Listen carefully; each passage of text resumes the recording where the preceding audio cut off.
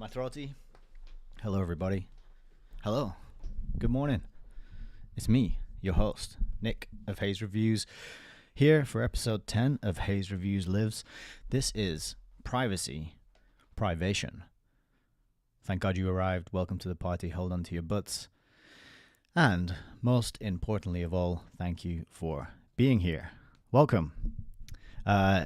Tried something a little differently with my guitar music intro this morning. I was doing a little thumb style finger picking. A few years ago, I got turned on to a Australian guitarist called Tommy Emmanuel, and that man is an absolute legend, and he blew my mind with his abilities. So I decided to learn a little bit of finger picking. I haven't practiced that stuff for ages, as you could probably tell. I was a little bit rusty, but things can only get better, right? And it's a lot of fun. I would encourage any guitarists out there to get into the world of finger picking. It really opens things up, and especially trying to keep that beat going with the thumb, doing the bass and the walking kind of root fifth type thing. It's good. It really opens up the hands, and it's a good workout. So hope you enjoyed that. It'll get better. I promise. Hope you're still sticking around. Hope I didn't scare anybody off. If you're here live, wonderful, very exciting. If you're here after the fact, equally wonderful and equally as exciting. The modern world is incredible that we can record these things, put them together, ship them out there, and they remain online for all to see for all eternity, forever and ever. It's like time travel. It's like communicating with people in the future. It's kind of only a one-directional time travel, I suppose. We haven't quite cracked sending it back in the other direction yet, but not to worry. I mean, people in the past didn't even have, smartphones and laptops and things to view this kind of media on anyway, so it wouldn't be so much use if we could send it back without sending them, the whole infrastructure on which to to be able to receive the transmission at the same time.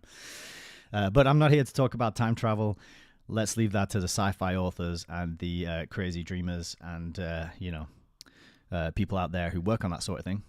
What I'm here today to talk about, as you might have guessed from the title, the show I've got today is going to be talking about privacy. And it's not as kind of direct A to B as my previous shows have been. We got a lot to get into. We're going to touch on a lot of different topics as well. So there's kind of more crammed into this one, I think, than any other episode I've tried. We're gonna everything links together and everything connects. But we're kind of going to go on more of a journey today. And as usual, we're going to look at some headlines, and then we're going to go kind of diving a little bit deeper to read between the lines. And then I've got lots of exciting resources and things for you to use and explore, which are going to come up at the end of the episode. So thanks for being here, and let's get straight into today's show. Just check everything's working all right. Looks like we are streaming, going out live. Yeah. Keep So this is the first article that I've got to talk about today. It's from The Telegraph. And it says, I would not be doing my job if I keep quiet about any Abu Dhabi-backed takeover of The Telegraph. So the theme of today that we're going to be starting off with is all about publishing. It's all about where our media comes from and how the publishing sphere has transformed and been taken over and been co-opted, basically. And this is part of the reason why it's very hard to get good information, accurate information that is true, because it's all been sort of hijacked and is now politicized to push an agenda.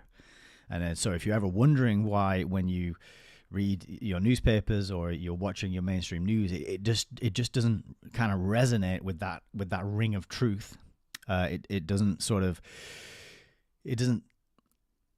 strike you as coming from a place of good intentions, from a place of care and love and compassion for you and the viewer, the audience.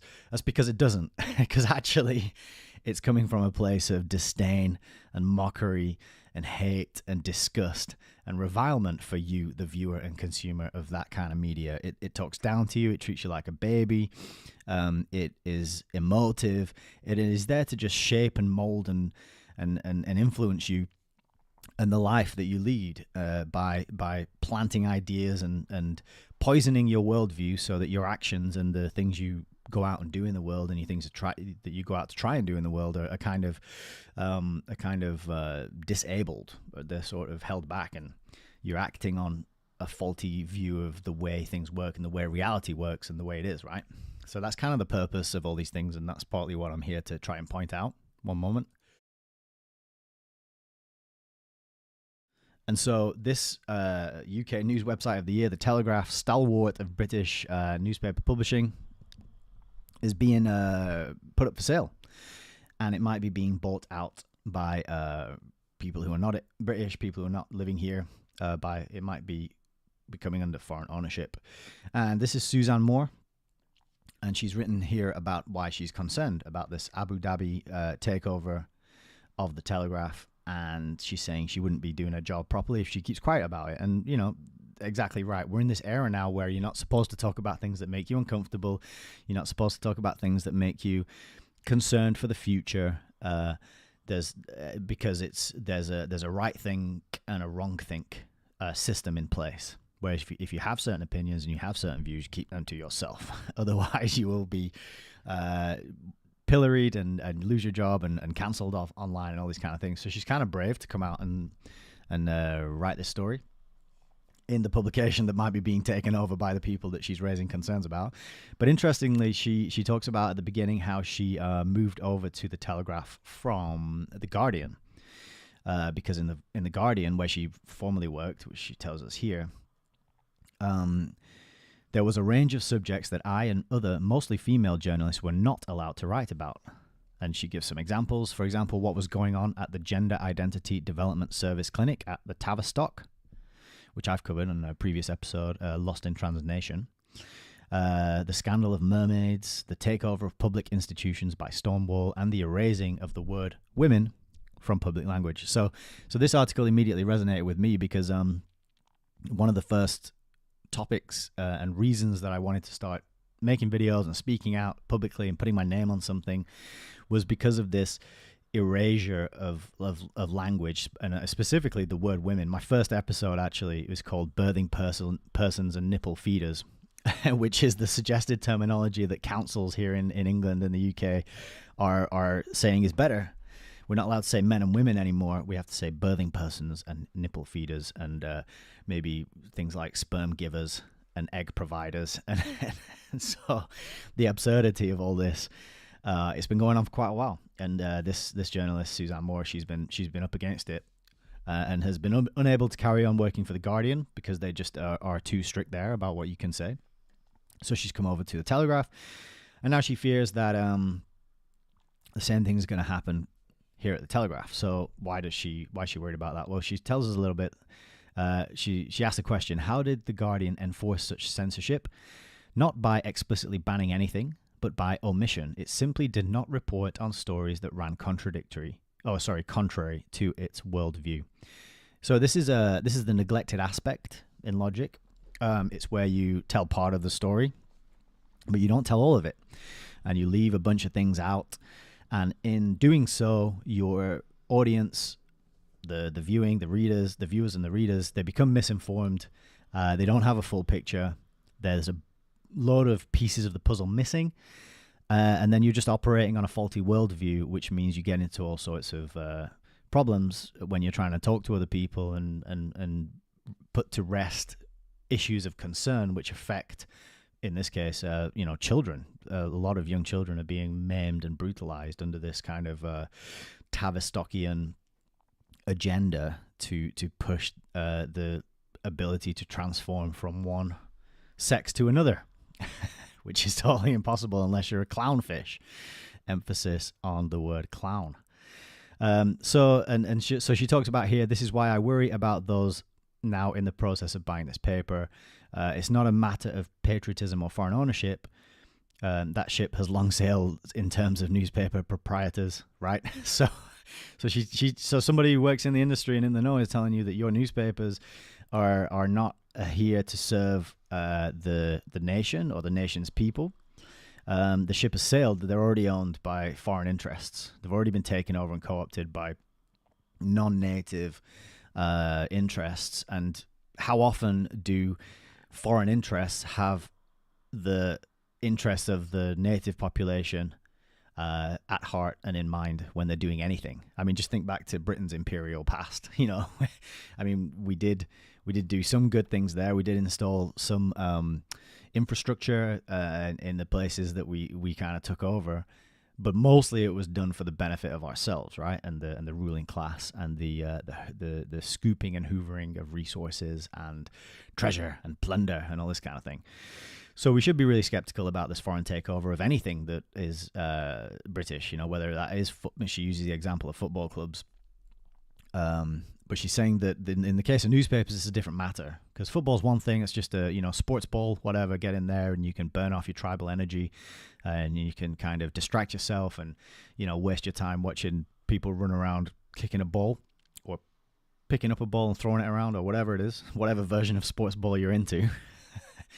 But when it comes to newspapers, people rely on this to be informed and to make decisions in the world and to understand what's going on. So it's very critically important that we know that we have transparency about who owns them and what are the agendas of the owners of these outlets and papers, right? So she says, after my experience at The Guardian, I can see a situation where certain awkward things are just not written about. Well, isn't that the truth? So she says that the concern is that journalists working in the UAE are not free at all and have to self-censor. Its domestic media is tightly controlled, even online. Any criticism of the regime means shutdown. And she's worried that the same thing's going to happen here if this takeover goes ahead. And I mean, she's I would say that ship's already sailed as well. I mean, over the last 3 years, plenty of people have been shut down. Plenty of opinions and criticism of the regime has caused the loss of income, the banning from certain online platforms. It's already underway and it's already happening. But things could always be worse, right? You can always make things worse, and so. It's a pretty good article, I think. She talks about the fear is that editorial independence might only go so far as no criticism of the regime is allowed within the UAE itself. The point is that truth is nearly always offensive to someone or other, and as that great man Salman Rushdie once said, what is freedom of expression? Without the freedom to offend, it ceases to exist. Great quote. And yeah, the point is truth nearly always is always offensive to somebody. So that's absolutely the case. So we can't negate truth and tippy-toe around it and avoid it just because somebody might get offended. Like as the great Australian comedian Steve Hughes said, nothing happens when you're offended. It's just you. It's you being unable to regulate your emotions and your reaction to something, which is a really disempowering way to live your life, right? If you go around being offended at things all the time, you're giving power to those people. You're basically saying to them, you can cast spells over my well-being and my mood and my energy and my emotions, and I'm going to give you that power to influence me and to control me and how I feel and do you really want to be that weak? Do you really want to be that do you want to hand that power over to other people? Yeah, some people would say yes. Some people like being dominated, being upset. I get it, but I wouldn't recommend it for you listening to this. For myself, for anyone I know and love, I would say toughen up a bit and get used to being offended, because that's part of what makes life livable. Being able to share ideas and exchange information without crying and sobbing and telling over each other. It's schoolyard stuff, isn't it?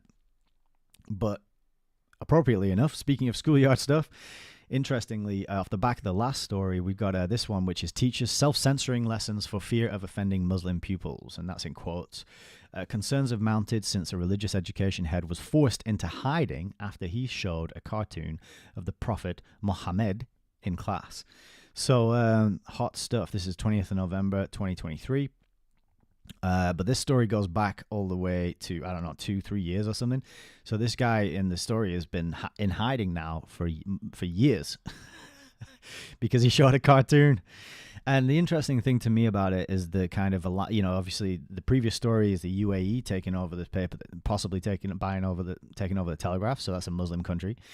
But it's interesting to me that she's worried about what that might mean in the future when it's already here and it's already happening in our schools. There's teachers who are scared of offending the specific minority group in this country.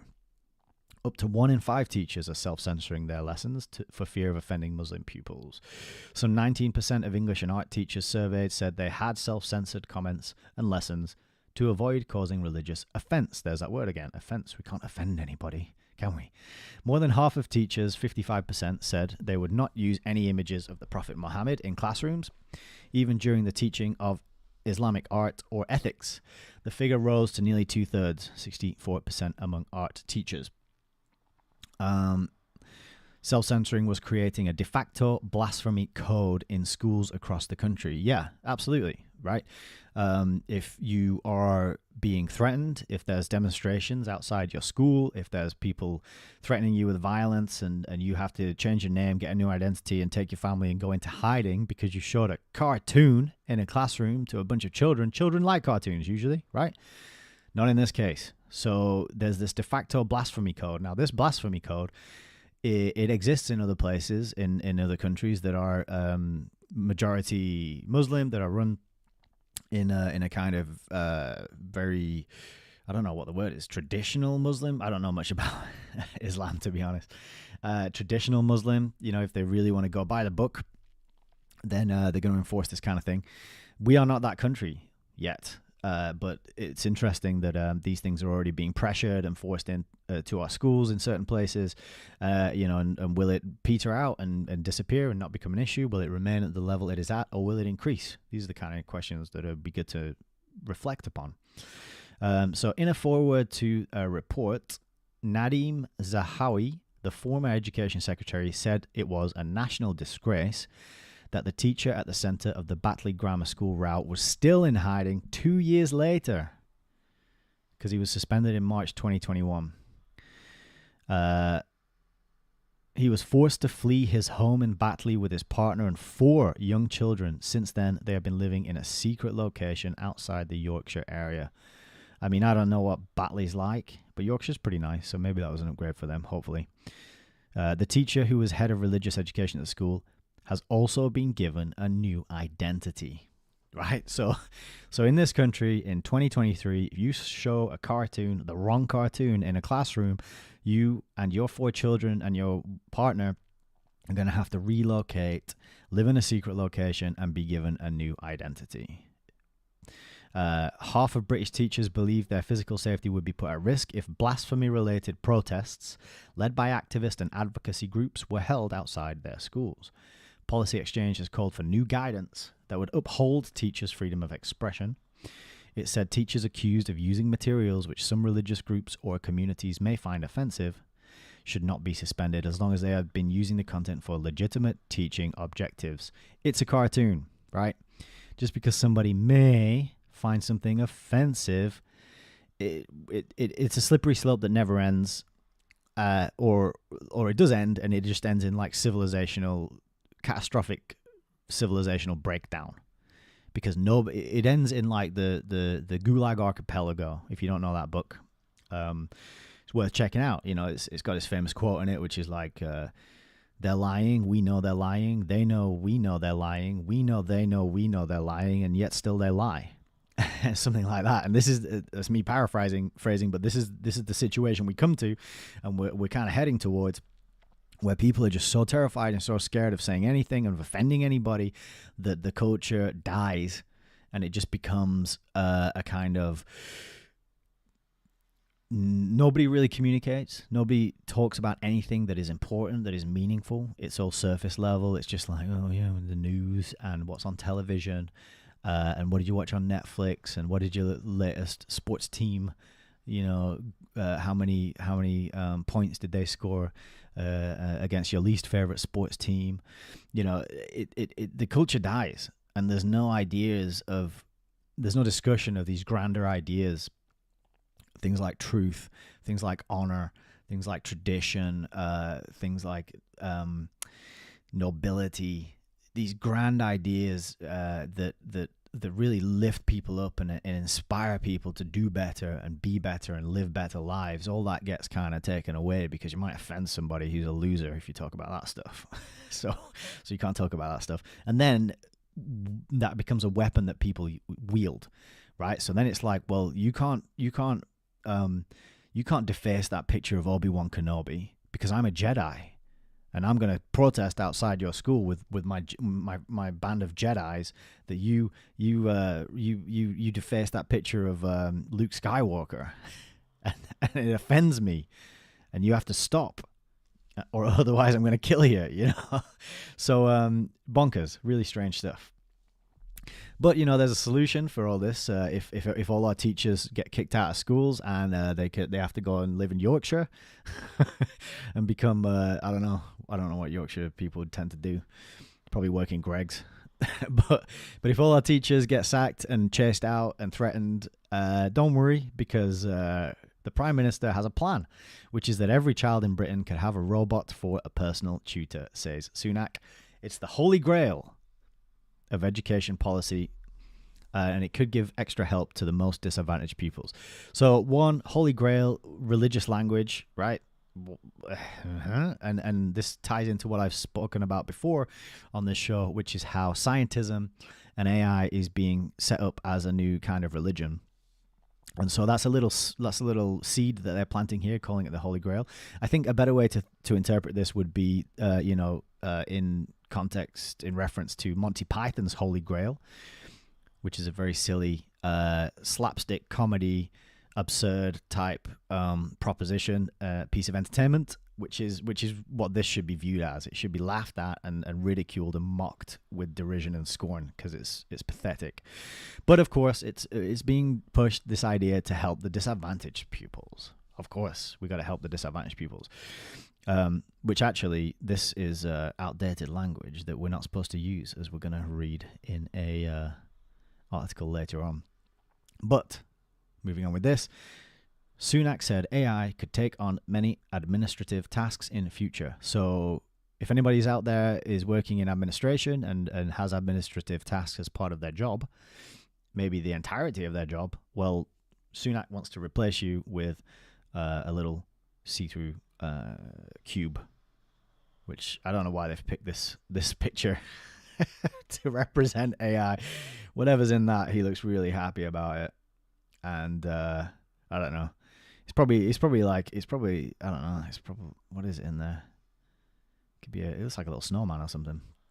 But he's chuffed with it, and he's happy about this plan to get rid of you and have software do the job instead. To teach your children. So, Rishi Sunak insisted AI has the potential to transform outcomes for millions of pupils by providing extra lessons to the most disadvantaged youngsters. So this always makes me laugh. You know what? Our youngsters, our disadvantaged youngsters, they need help.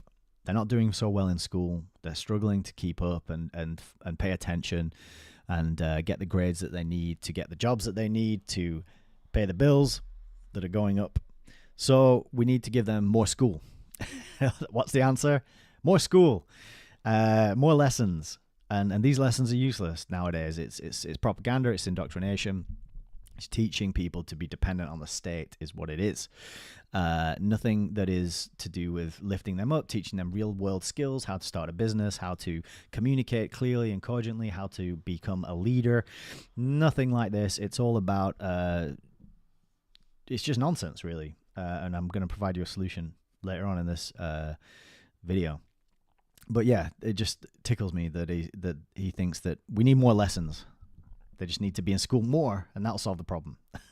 The thing that is causing them to be useless in the real world and have no idea how the real world works, we need more of that to help them. It's just, again, an opposite world. So yeah, it's the Holy Grail, AI, it's the Holy Grail. What I look at, he said, is how can we improve the productivity of what the public sector is doing.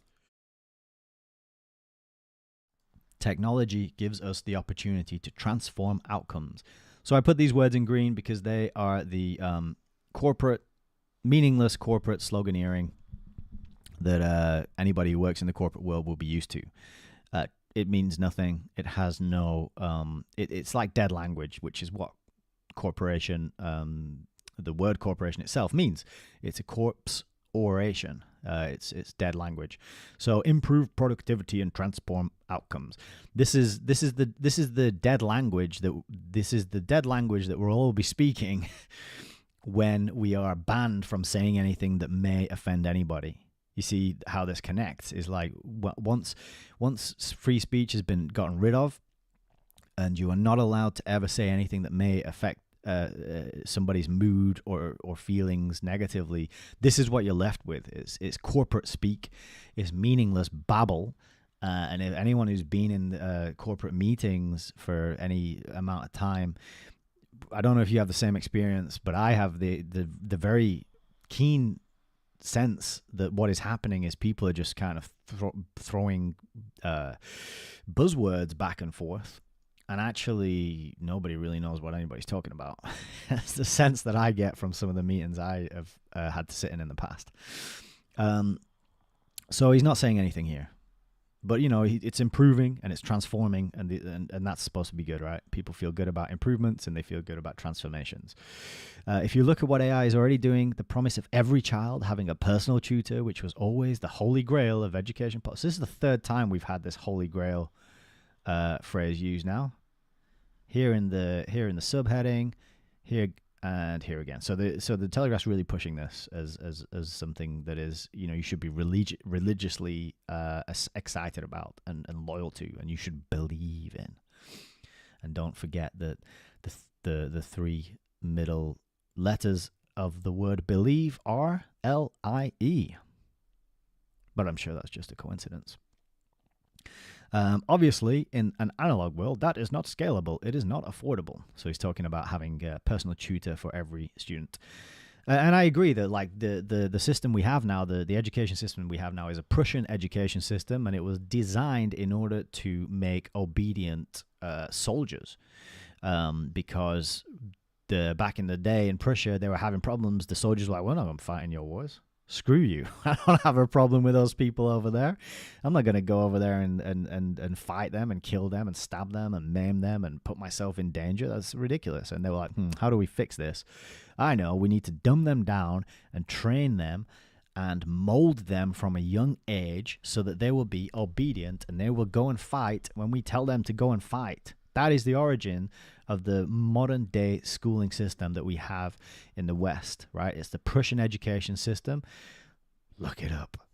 It's true. And that's what it's there for. It's to make you obedient. It's to make you sit down when the bell rings, stand up when the bell rings, put your hand up and ask permission to go to the toilet, sit at the back of the classroom, ridicule anybody who breaks the rules, depend on the authority figure at the front of the room for your self-esteem, for your instructions, focus on memorizing disconnected, incoherent information that is never linked together in a holistic way.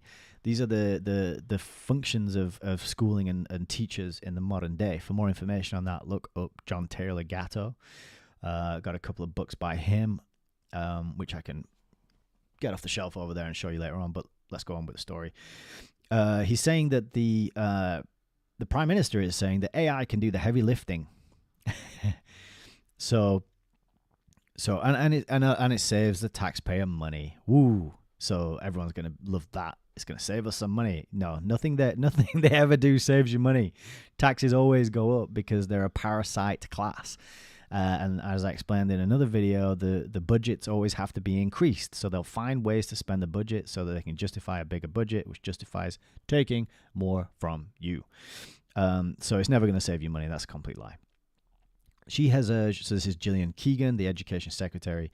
She has urged teachers to embrace the possibilities of the technology, but has insisted it will never replace the need for humans in the classroom. Well, that is a load of bullshit as well.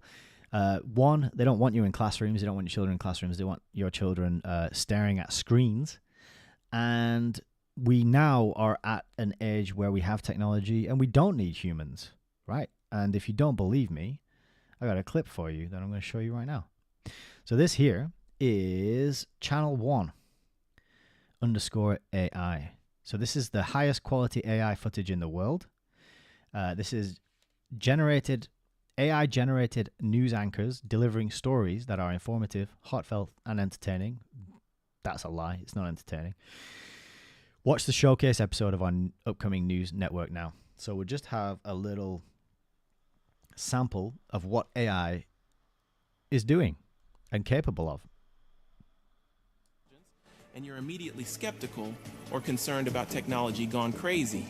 But everything you'll see on Channel 1 relies on trusted sources and fact-checking, and uses AI to give you news the way you want it, personalized, localized, and distilled.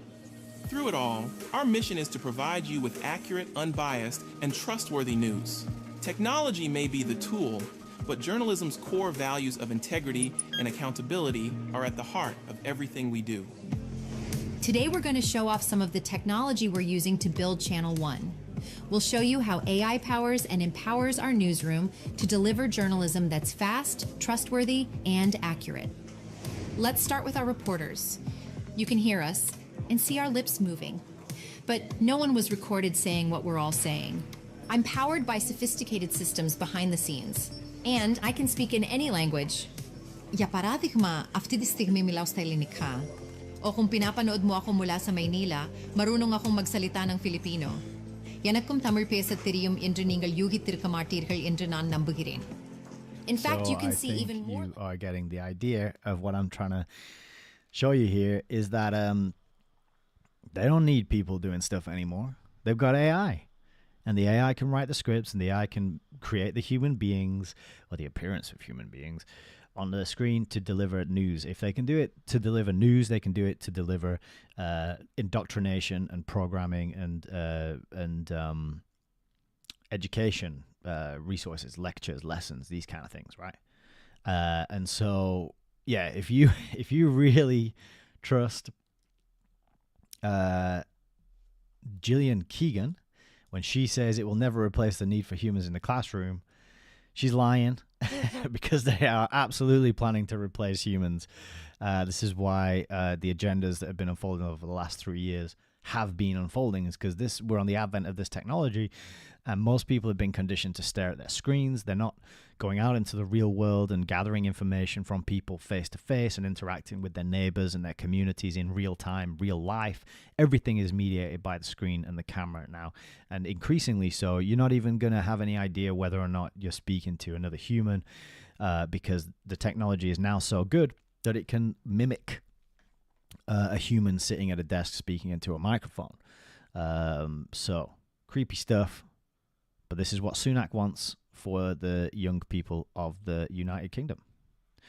So moving on, talking about we've got some stories now about free speech and language, because publishing of newspapers and school teachers being self-censoring. This is all part of mind control, what you can talk to other people about. And the other aspect of it is once you push certain words to the fringes of acceptable use, they eventually become forgotten. They become disused and then forgotten.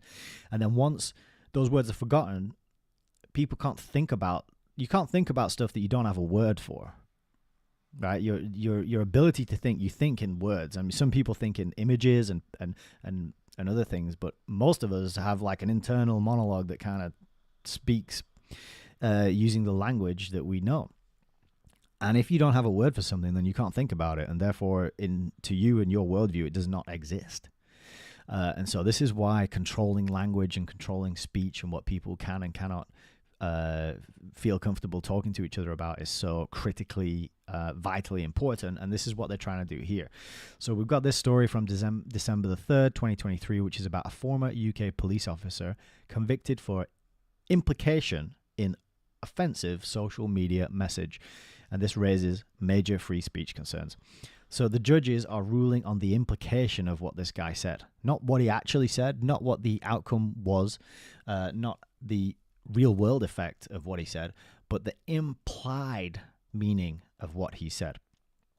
So in a judgment that raises serious concerns about free speech, a UK court ruling has extended the boundaries of hate speech laws, potentially criminalizing implied meanings in private communications.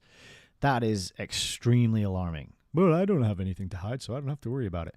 Yeah, right. Well, have fun in the gulag. That's all I have to say at that. So this is Chadwell, Michael Chadwell. He retired in 2015, and he was convicted for sharing a meme in a private WhatsApp group. And it tells you a little bit about the meme and the comment underneath. But the important bit is here, despite the absence of any direct racial slurs or specific ethnic references, Chadwell faces a potential 6-month prison sentence under the Communications Act 2003 for what the court deemed a grossly offensive implication. Here's that word again. It's all about your feelings and who's offended and who's upset and who can detect an implied meaning in something, right?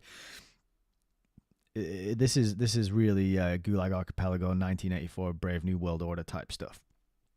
So this is the Judge Tan Ikram, and he ruled that the post suggested black people steal, which is obviously not true. Black people will never steal anything anywhere. It's just not something they ever do, ever. Dismissing Chadwell's defense that the meme was a harm. Everyone steals, is my point. don't like accuse me of having implications. Like, doesn't matter what color you are, people steal. That's what human beings do. From time immemorial, every culture, every civilization, every society, ever, anywhere, culture, language, race, belief, whatever, people steal, right? But the defense was dismissed.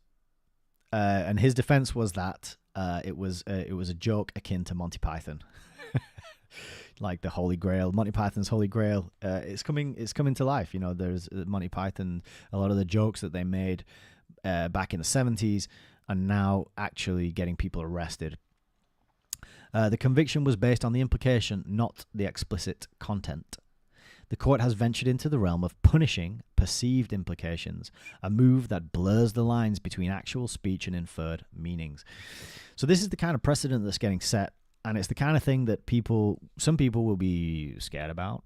I'm not trying to raise alarm or trying to be fearful, but it's the kind of thing that people read and then they're like, oh, I better watch what I say. No, that's exactly the opposite. You need to be more outspoken and be more confrontational. Not confrontational as in upsetting people and making them angry, but calling out stupid bullshit when you hear it and pointing out that freedom of speech means I have a mouth and I make sounds with my mouth, and whether or not how you react to those sounds is up to you. You have a response ability, that is the ability to respond. You need to own your responsibility and use it. And don't let people who make mouth sounds control, your internal feelings and your well-being and everything.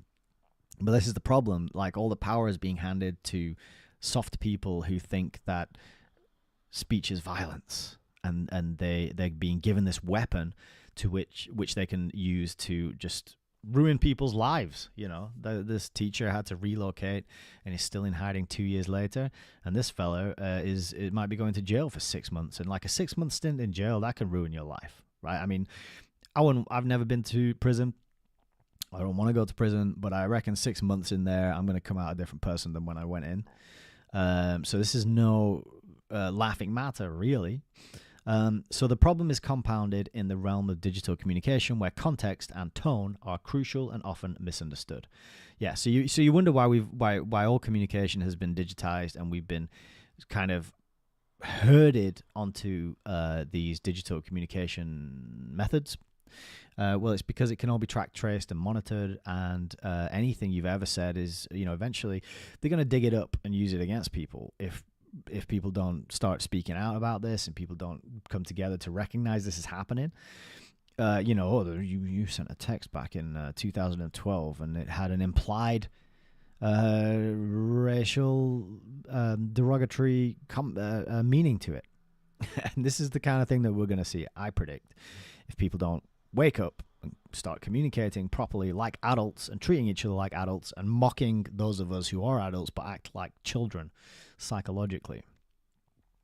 So in the UK, we got a rundown here of the laws. We got the Communications Act 2003, which is what he was convicted under, and this allows messages that are grossly offensive over public electronic communications networks, which is a broad and subjective standard. Yeah, exactly. The whole point of it being broad and subjective, and that's not accidental, it's broad and subjective on purpose, so it can be used to silence and shut down anyone who is saying things that are inconvenient, and that the overarching, prevailing maniacs that run this place, or think they run it, or want to run it, can use to silence people, silence dissent, silence criticism, and shut people up who are asking the questions that are difficult and hard to answer, right? And then we've also got the Public Order Act 1986, which prohibits threatening, abusive, or insulting words that might cause harassment, alarm, or distress. And again, might. These laws give authorities wide discretion to determine what constitutes offensive speech, often leading to a chilling effect on free expression, which is exactly what they're designed to do. Stick up for free speech, otherwise you're going to lose it. And once you've lost it, yeah, then we'll all be in the gulag.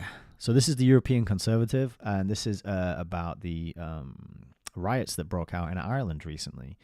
And this is the great title here, which is Silencing the Irish to Save Them from Themselves. Because this is always done with the best intentions. The road to hell is paved with not only the good intentions, but the best intentions. And we're doing it for you, to save you, because we care about you. Yeah. So, we got any Irish person who has a critical thought about the mass migration overtaking the country better keep his mouth shut and not write, tweet, or TikTok anything about it, or face prison. This is from November 28th, 2023. So, all European eyes should be on Ireland now in the wake of last week's Dublin riots. The Varadkar government is fast-tracking draconian hate speech legislation that would decimate liberty in the Emerald Isle. What would the new legislation do? Let's quote it precisely from the law itself. Yes, we should always be aware of these things. And what we find out is it's always written in the dead corporate speech, which our world is which is becoming I think this is why I think English is the language of business all over the world, is because once you've got a common language of business, then you can push in this corporate non-speak that means nothing, that everyone just waffles and babbles at each other, trying to sound good and important and smart, and nobody really knows what any of it means. And that's what all our laws are written in as well. It's the language of the dead. It's not applicable to living men and women who are only subject to natural law, which is the law laid out, created, sustained, and maintained by the Creator. No, this is the Admiralty law. This is maritime law. This is the law of the sea. And any man or woman who is lost at sea is considered dead. Therefore, it's the law and the language of the dead. And that is what is being pushed and used against us. But it doesn't apply to us because we're living men and women. So there's a little loophole for you to explore and perhaps use. But this new law says, offense of preparing or possessing material likely to incite violence or hatred against persons on account of their protected characteristics. So, if you have in your possession a book, photo, meme, newspaper, or anything at all critical of a protected class, which includes racial, sexual minorities, transgender people, and migrants, because nationality is a protected characteristic, you can be guilty of a hate crime. Note that under the proposed law, they don't have to prove you incited violence or hatred. So they don't have to prove that anything came of this piece of media or content that you own. It's not about the real world effect. It's not about what could happen. It's what might happen, what may happen. It's not about what has happened, right? So we're getting into the realm of Minority Report, Tom Cruise, pre-crime here. We're getting into the realm of what we talked about in a previous show, where there's a program now which will scan you to work out whether or not you're likely to be a white supremacist or a genocidal maniac. and it's only used for white people, obviously. So it's all about we need to prevent this crime. But obviously, once that is established, it's just going to be used to silence dissent and get rid of people who question the criminocracy, which is a new word I heard about yesterday, but I think summarizes the situation, the circumstance under which we live. It's a criminocracy. It's run by criminals who are self-serving and care more about. They're not bothered about the institutions and the law and the heritage and the culture and the legacy of anything in the past. They're just self-serving criminals who want to gerrymander the system to benefit themselves, their cronies, and their friends. That's what it's all about. And pretty soon, I'm not going to be able to say that publicly. I'm not even going to be able to have that written down on a text message in my phone, because it might be I might be accused of inciting violence or hatred against the criminals who run things, and I might be arrested. So I might regret this broadcast one day, but I think, now it's more important than ever for more people to speak out and say these things and point them out and scream from the rooftops and try and, shake people and wake them up and be like, look, this is happening and this is going on, and you're sleepwalking into it because you're too busy watching sports ball. So note that under the proposed law, they don't. Oh yeah, I just read that bit. Sorry. Any Irish person who has a critical thought about the system attempting to turn their children trans, for example, or the mass migration overtaking the country, he had better keep his mouth shut and not write, tweet, or TikTok anything about it, or face prison. So I guess this writer, Rod Dreher, is probably going to prison at some point. As I wrote here last week, the last 20 years, Ireland has added 30% to its population through migration. That's wild. To get a sense of how traumatic this is to a country with such a small population, it would be as if the United States added 100 million people to its population in 20 years. 30%. That's mind-boggling numbers, Nevertheless, the progressive Irish government have fallen all over themselves to signal to Brussels that they have put Ireland's shameful past of priestcraft and paddies behind them and are eager to be servile. Yes, the past of all white people everywhere is shameful, and we have to make amends for all the terrible things our ancestors did all over the world. Nothing good ever came of white people existing. Meanwhile, the Irish people are living through a profound housing crisis and unable to afford homes of their own. But the government continues to import more migrants, including asylum seekers, which are overwhelmingly young males from the third world for whom there's little work. What's more, migrants from Poland and Ukraine, for example, they assimilate fairly well given their Christian and European background. Criminal violence has been... Oh, I can't say that. I'll just highlight it there for you. No, I'm going to say it. Criminal violence has been more... It's not my words anyway. More a problem with African and Middle Eastern aliens. Oh, you said the word alien. How rude. And to the nub of it, to the point right here in green, you cannot have a meaningful democracy without freedom of speech. Exactly. Without free speech, democratic peoples cannot discuss and debate public issues. There are surely few public issues more important than who is allowed to settle within one's country. This is something the Irish government prefers to decide for itself without benefit of hearing from the Irish people. If this new law passes, then they all will have been put on notice not only to watch their mouths, but also guard their phones, their mail, and their home libraries to keep out information that stands to be counter-revolutionary.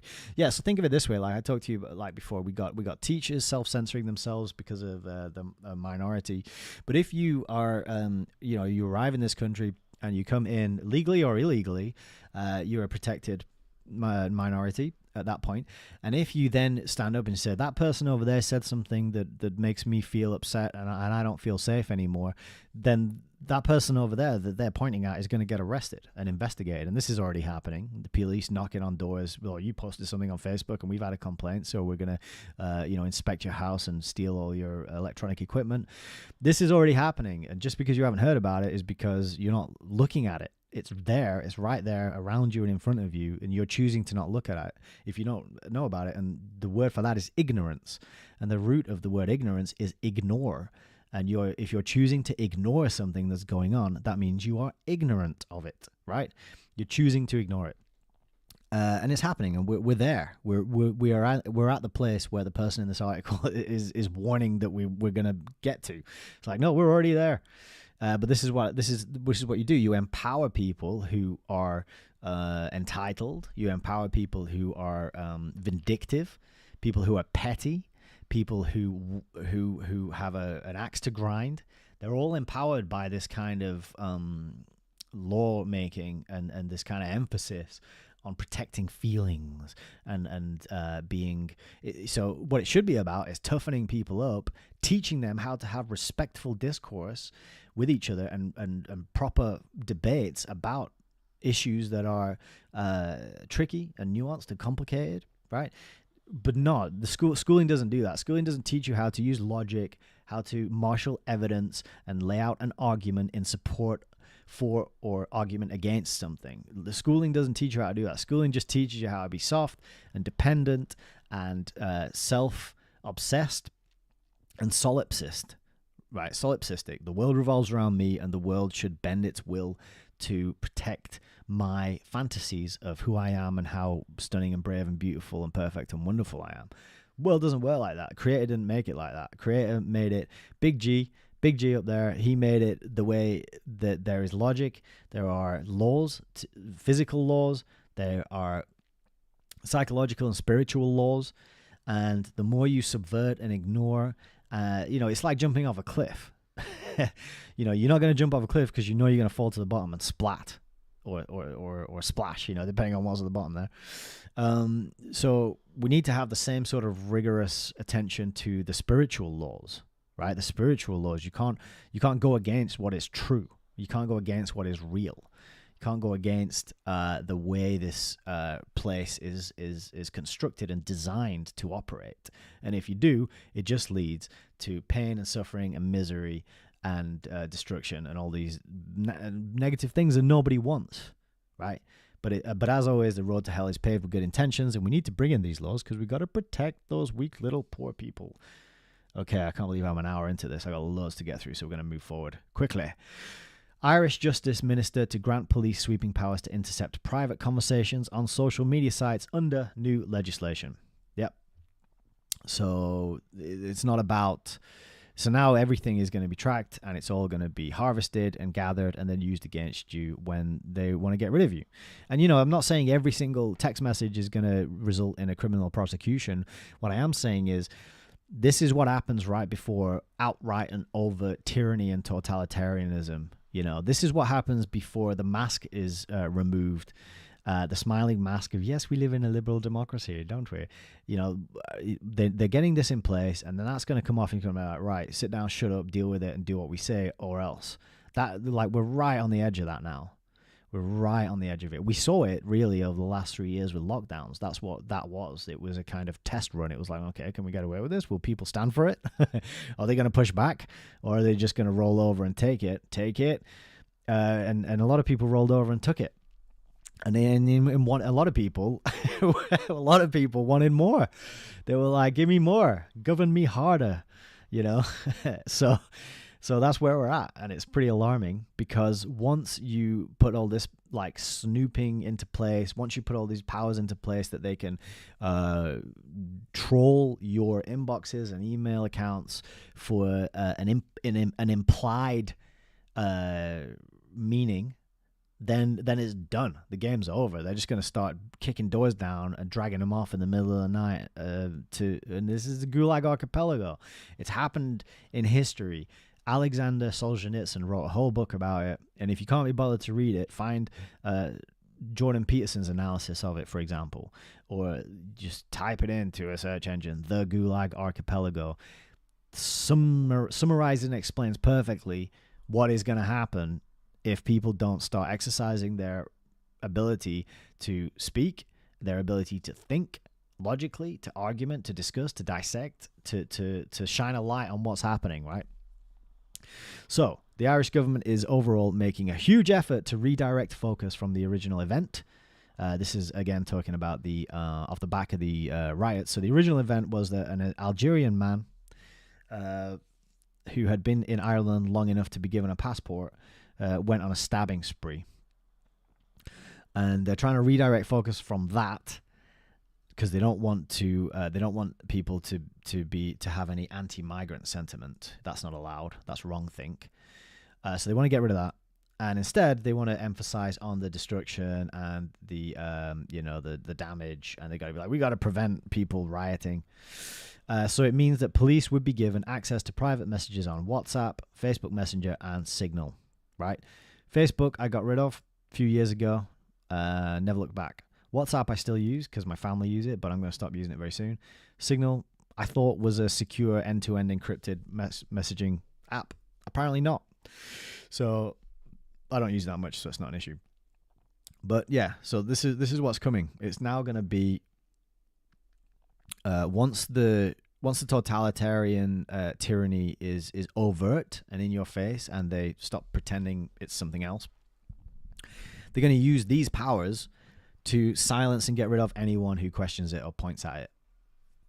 Spiked another article here, which is covering the same issue. After the Dublin riot, the free speech crackdown. So yeah, again, it says this guy who was, it was reported that it was an Irish citizen who did this, which, if somebody tells you an Irish man, you think, what do you think? Maybe like just a white Irish man, right? But it was an Algerian guy. So this is misleading. But he went on a stabbing spree outside a school, and this led to a crowd of protesters and bystanders saying, "Get them out! We want our country back." And then that turned into hundreds of people going on a rampage, which resulted in 34 arrests, cars set on fire. Well, part of the problem was cops are now rarely seen on the streets there, and that's led to an explosion of criminality, verging on anarchy. And the government's response to the wild scenes on Thursday, was it a promise to increase the number of police on the ground? Was it a pledge to increase the social amenities in this crime black spot? Nope. Nope. Instead, they're going to have a ridiculously stringent new hate crime law. And it's problem reaction solution, isn't it? So it's whenever a problem happens, either it's allowed to happen or it is manufactured. And even if it is just unplanned and comes out of nowhere, then it's always utilized to further an agenda, which is the consolidation of power in the hands of maniacs. And if you want to see why people reacted so badly to this event, have a look at this infographic here, which is pretty alarming, but have a look in 2022 to 2023, Ireland had 141,600 immigrants. And in that same time period, only 43,730 children were born to Irish mothers. Net migration to Ireland has increased by 50% in 1 year. But you're a bigot and you're a racist if you have a problem with that. Definitely not text anyone about it. Not on WhatsApp anyway. So this got me going down a kind of rabbit hole, and I was like, oh, all right. So people, there's this kind of prevailing narrative that we got to protect all minorities, and we have to look after them and love them, and they have a right to their culture and their religion and their behaviors and so on, because we're a multicultural society, and that's a good thing. But I was like, what about white people? And I found out, which is pretty interesting. I was like, what percentage of the world's population is white? And it's kind of hard to find a figure on it, but here, the AI summarizer for this search engine, which I guess it's Brave. Yeah, Brave, says that according to the gov.uk and the guardian.com, by 2060, only 10% of the world's population will be white.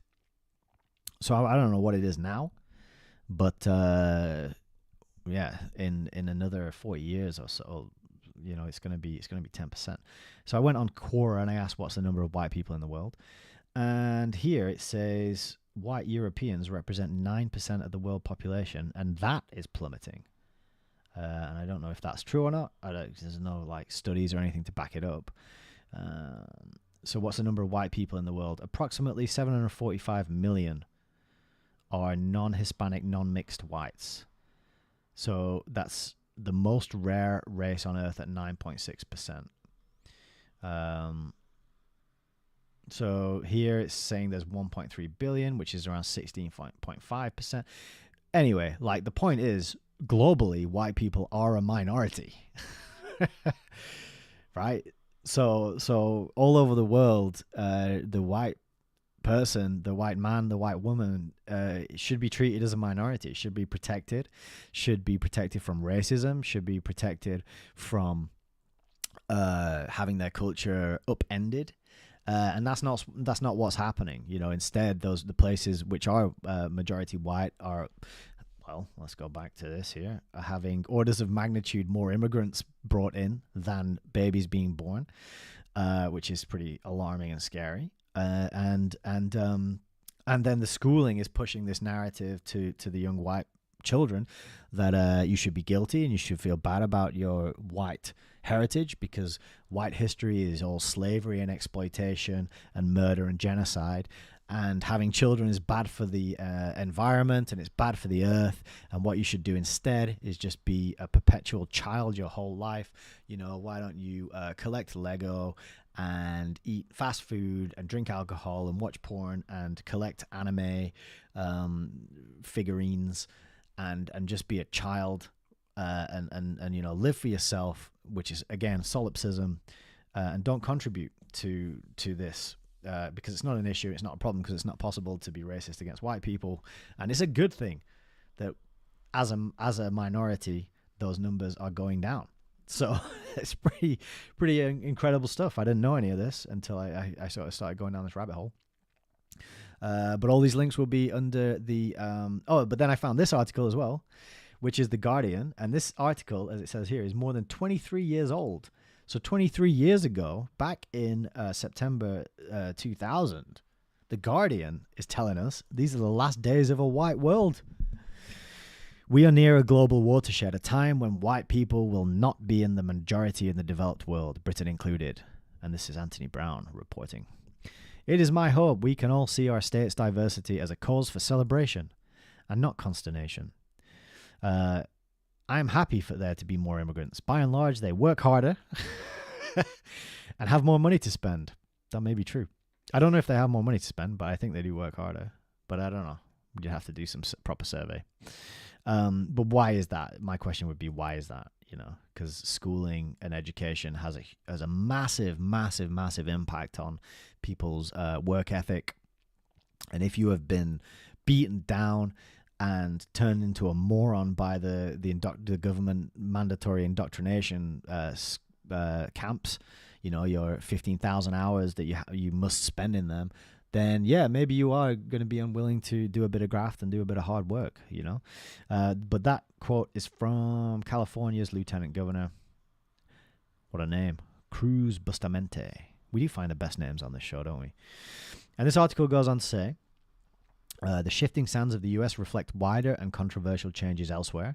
It is an area in which few demographers dare to tread, for fear of being accused of racism. So even 23 years ago, people are observing things going on that they won't talk about because they're scared. They're scared of being called racist. You're a racist for pointing out reality and things that are actually happening. And this guy, who would not be named, says, "You cannot quote me. A word out of place and I get crapped on from a very great height." So he's saying it's top down. This is coming from the very top, said one academic. Whatever you say, you are deemed racist. Yeah, so that's pretty interesting. That says a lot there. This is a top down plan, and as I talked about before, you go back to the look at the Charlemagne Prize, who that's been awarded to. That started off by being awarded to Count Richard von Coudenhove-Kalergi, who wrote a plan in a book 100 years ago, and every year he won the first Charlemagne Prize, and every year that prize has been given out to a new person each year. And all these people are the people who are responsible for this top-down plan, which is being enacted from a very great height that you can't talk about, because if you talk about it or mention it, you're a racist and you'll get your funding cut. So that's why this academic is cowering in fear, because he's got bills to pay and a mortgage to pay and children, presumably. 23 years ago, I can say that's probably a safe bet. Now, 23 years later, I think most people, I wouldn't be so sure about assuming that he has children. But now, around the world, whites are falling as a proportion of population. The United Nations collects and produces a vast array of statistics on population, but produces none relating to race or ethnic origin. Indeed, few countries collect their own figures on ethnicity. In Europe, only the UK and the Netherlands do. So that's pretty interesting and telling, isn't it? Why are they just not collecting it?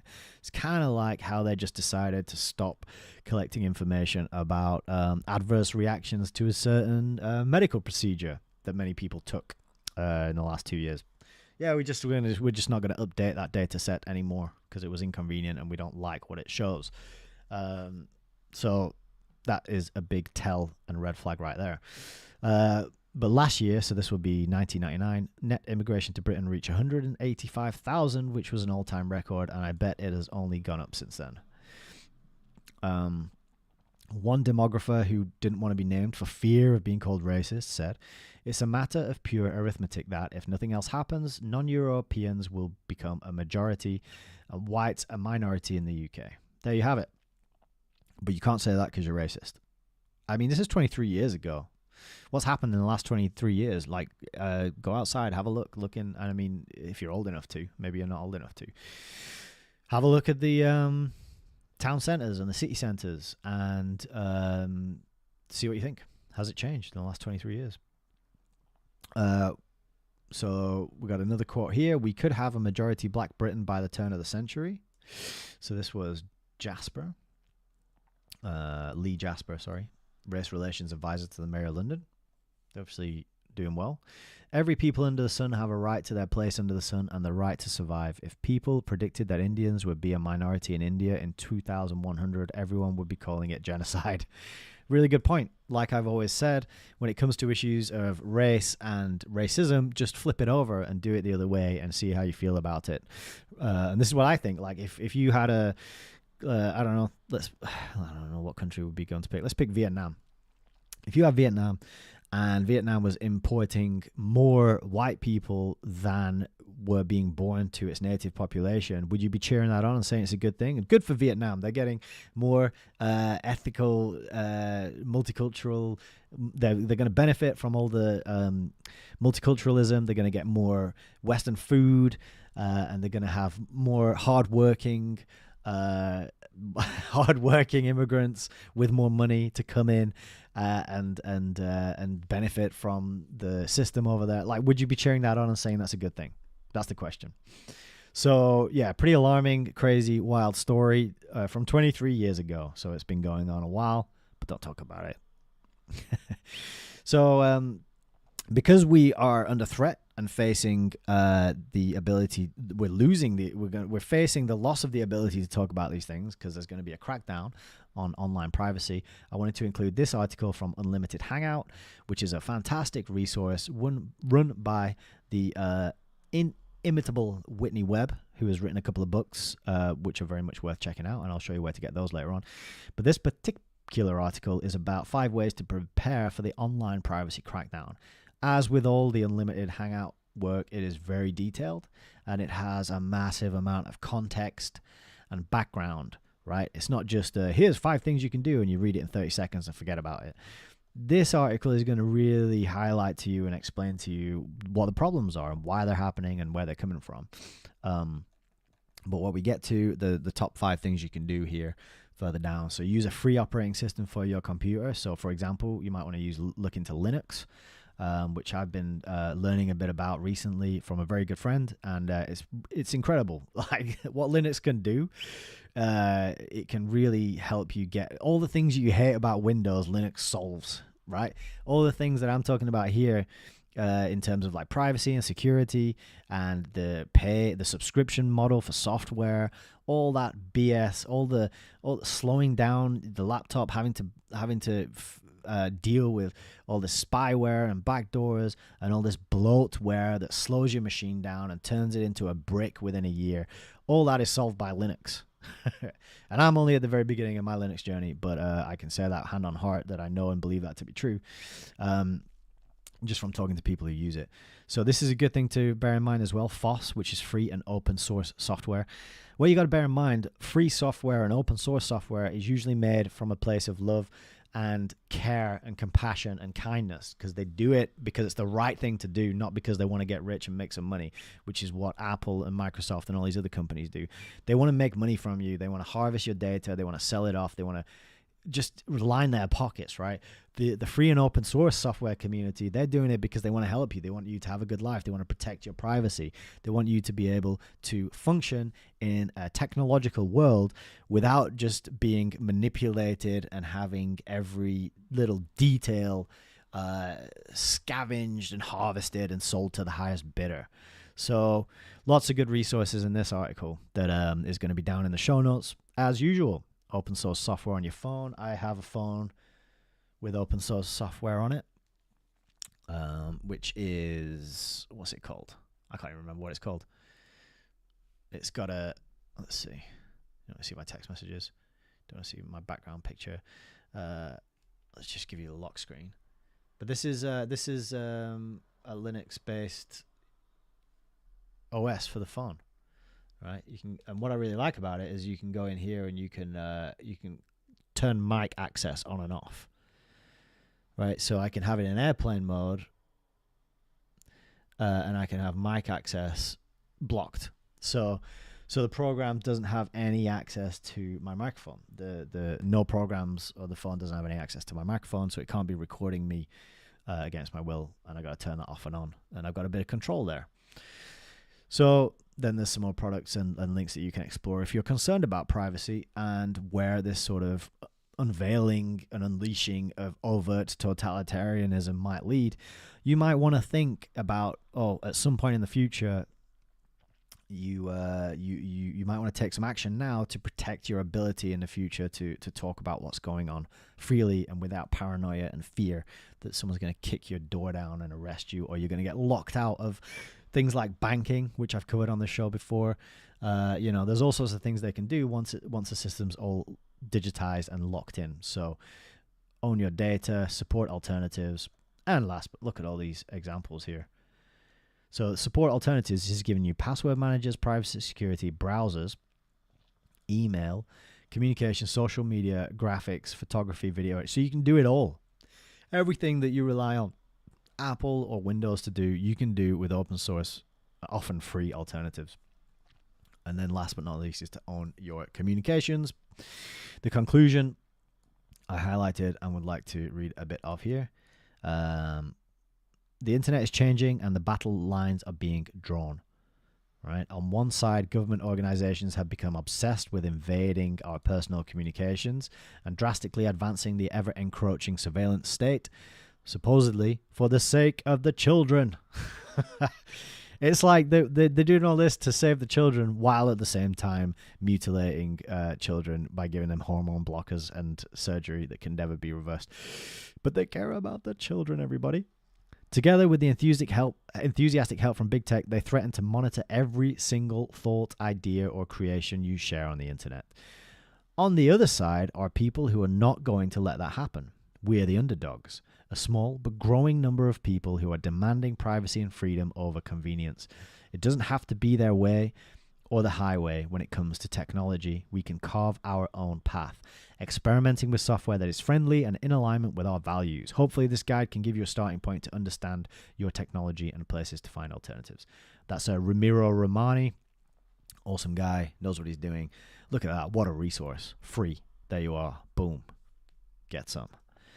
Let's carry on with the stories then. So this is back with The Guardian, and this is a recent story. Back on the topic of free speech, and it's been decided that it is reasonable for protesters to call Ian Duncan Smith Tory scum. Court rules. Now, whatever you think about the red team, blue team political divide, if you're under that illusion that there's a difference between the teams, that they're not just like actors playing roles, serving an agenda which comes from shadowy people whose names you don't know, top down, fine. I'm happy for you and your fantasy, and you can go on believing that if you want to. But what is interesting about this story is, again, let's reverse it. Let's imagine this was, I don't know, like Sadiq Khan or Rishi Sunak, and they walked out and they got yelled at. I mean, the issue, the incident is kind of funny, actually. So what happened was he was walking out of the conference, and these two people, Ruth Wood, who's 52, and Radical Haslam, who's 30 years old. That's a name and a half. The name is Radical. Radical Haslam. They put a traffic cone on his head. And here it is. So as he was crossing the road, an individual ran up behind him and placed a traffic cone on his head.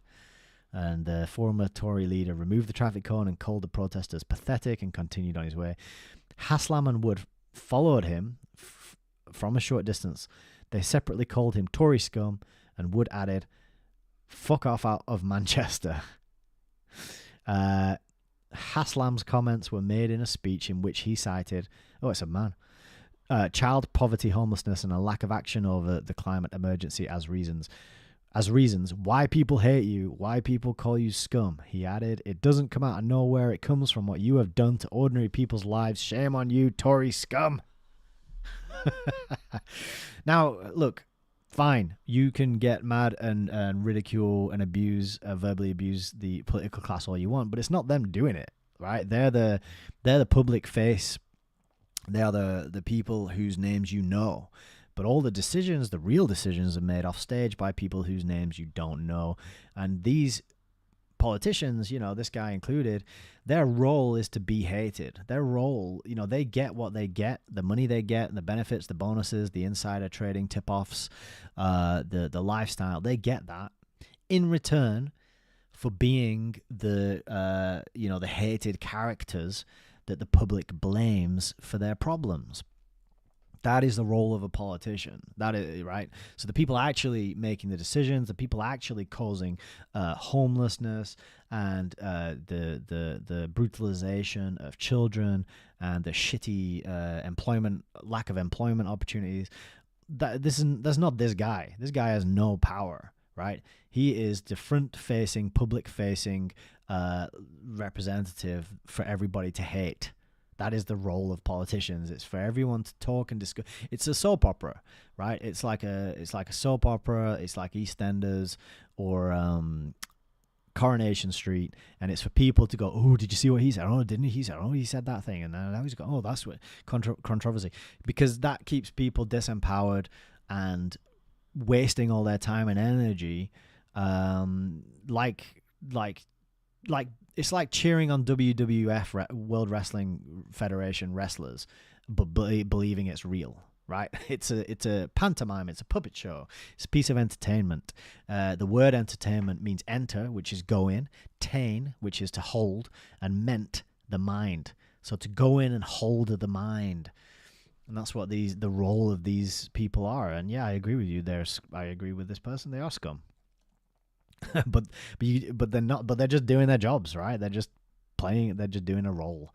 So, but it's interesting that this Tory scum was not deemed hateful, and it was not deemed likely to lead to any violence, and so therefore it was allowed. So, in the realm of free speech, what you can and cannot say, it is okay to call Tories scum.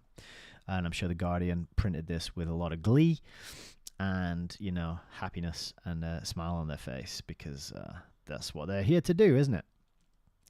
Divide and conquer. So the Telegraph is asking more intelligent questions. Why is our vocabulary being policed? And this is about a Staffordshire police guide, which suggests staff use inclusive languages. So let's look at some of these examples here. So you're not allowed to anymore say diabetic person, and you're not allowed to call someone mentally ill. You have to say person with diabetes and person with mental health problems. And this is what's known as people first language.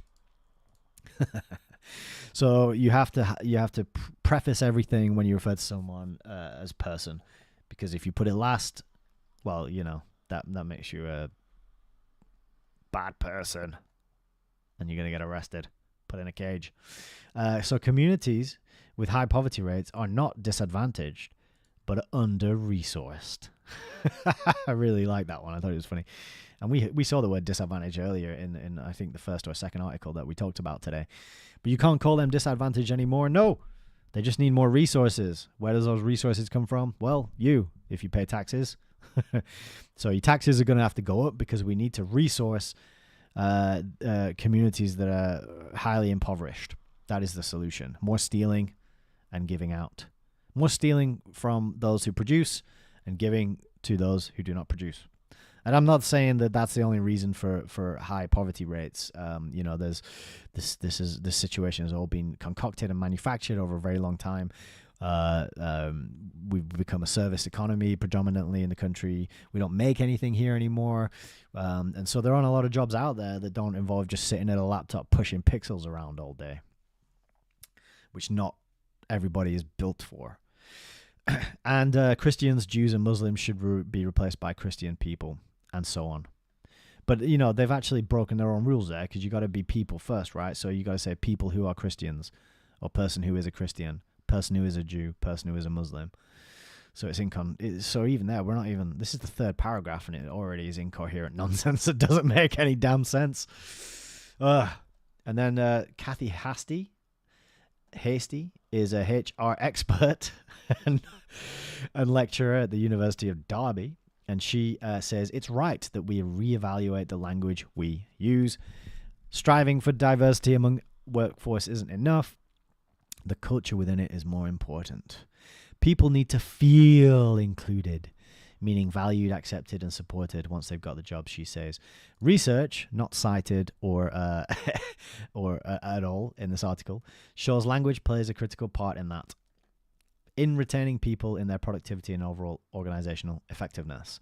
There's a moral argument and a business one. We got to make people feel good. No matter what their kinks, no matter what their behaviors, no matter what their quirks, no matter their inability to earn respect on their own, no matter their ability to fit in or to build friendships or to display qualities which we admire and look up to, such as honesty, decency, integrity, no matter their ability to be inspirational, to cooperate, to add value to interactions. None of that is important. What matters is they feel good, and they are loved for being exactly the way they are, even if the way they are is shit. Is basically what it's saying here. Is what she's saying. I shouldn't call her it, should I? Although maybe she prefers that. I don't know. I shouldn't assume her pronouns. I mean, even just saying she and her could be getting me in trouble. So maybe I should go with it. It's probably safer. I don't know. It's all incoherent, impossible to navigate nonsense, isn't it? Oh no, here we are. She. I guess so we are good. We're safe. She says the thinking behind language guides is, if you want people to change, you need to set out your expectations and show them examples of what good practice looks like. All right. So it's setting an example and slapping you on the wrist if you don't follow that example. In an organization such as the police, which is often criticized for displaying outdated values, few could argue with the logic in encouraging greater sensitivity among staff. So I thought it was a good quote, because you can't argue with the logic of making people more emotional, right? Instead of getting rid of the emotions and using logic and reason and rationality in order to find a coherent way of communicating that accurately reflects reality. Nope. Get rid of. The logical thing to do is to emphasize feelings, which are totally subjective, which are totally out of most people's control. Most people have not learned to regulate their own emotions. They don't understand where emotions come from. They don't understand. They think that they can, chug. They think that they can eat like a takeaway pizza and then chug half a liter of massively caffeinated, sugared up Starbucks, and then feel good all day. Right? And do no exercise and stare at a screen all day and they're going to feel good. No, people's ability to regulate their emotions is totally wiped out. They have no idea what goes into regulating your emotions. And so most people are living on this roller coaster of ups and downs, and they're flying around all the time, and they're just like, they don't know whether they're coming or going. They don't know why it's happening because they're not learned and educated about these things. It's an absolutely terrible idea to just go by feelings and emotions, but that's what Christy Hasty wants us to do. But she says it out right here. She's talking about how elderly people is bad and older people is not. Okay. And she says, the difference between the two may be difficult for some to discern. So she's kind of like talking down. If you can't tell the difference between elderly people and older people, I'll help you understand, you know. It's about how it makes someone feel. Society has changed. People are living longer. And when they hit a certain age, they may not feel or behave like an elderly person. So it's right that we really evaluate the language we use to reflect this. It's just, I feel like I'm banging my head against a brick wall, even pointing this stuff out and talking about it. But I'm going to carry on doing it anyway. So then there's the Oxfam Inclusive Language Guide, which is published in March this year. And in the introduction, they apologize for being for using English, which is the language of a colonizing nation. We acknowledge the Anglo supremacy of the sector as part of its coloniality. We recognize that the dominance of English is one of the key issues that must be addressed in order to decolonize our ways of working and shift power. Yeah, so shift power is really telling, because it's the way they look at it is a seesaw, right? And currently, it's tilted this way with all the power, with the English-speaking white man, and we need to shift it the other way and just reverse the power, and that will be exactly the same situation, just mirrored, right? So just nonsense, illogical. Like this one group of power, this one small group here has a power. We need to give it to that small group over there instead, and things will be better somehow. You'll be in exactly the same situation. Racist nonsense. So we can't use the word headquarters. That's implies a colonial power dynamic. We can't use aid sector, which cements ideology where an agent with resources gives support on a charitable basis. And we can't use field trip because it can reinforce colonial attitudes. This one really tickled my eye, funny bone. It also seeks to replace simple phrases such as migration challenge and refugee crisis with unwieldy formations such as migration as a complex phenomenon. So it reminds me of George Carlin's classic bit where he talks about shell shock, and he says, shell shock, the phrase communicates and contains within the sounds of the words what it means. It's shell shock. It's got a kind of onomatopoeic quality, which, if you don't know what that is, that's when the words sound like the thing they describe. And it's powerful, and it gets across the debilitating impact that going to war has on soldiers and men and women. Okay, but gradually over time, it has become post-traumatic stress disorder, which is, like I mentioned before, it's that corporate dead speak that doesn't mean anything and nobody can feel moved by it. It's like a neutering of language to make it just really bland and boring, and nothing means anything, and nobody means what they say, and they can't get passion and feeling and into their words anymore, because all the words that evoke feeling and passion and that speak to the heart and the mind equally have just been removed, and now we've got migration as a complex phenomenon. So yeah, it is not looking good for people who like to speak freely.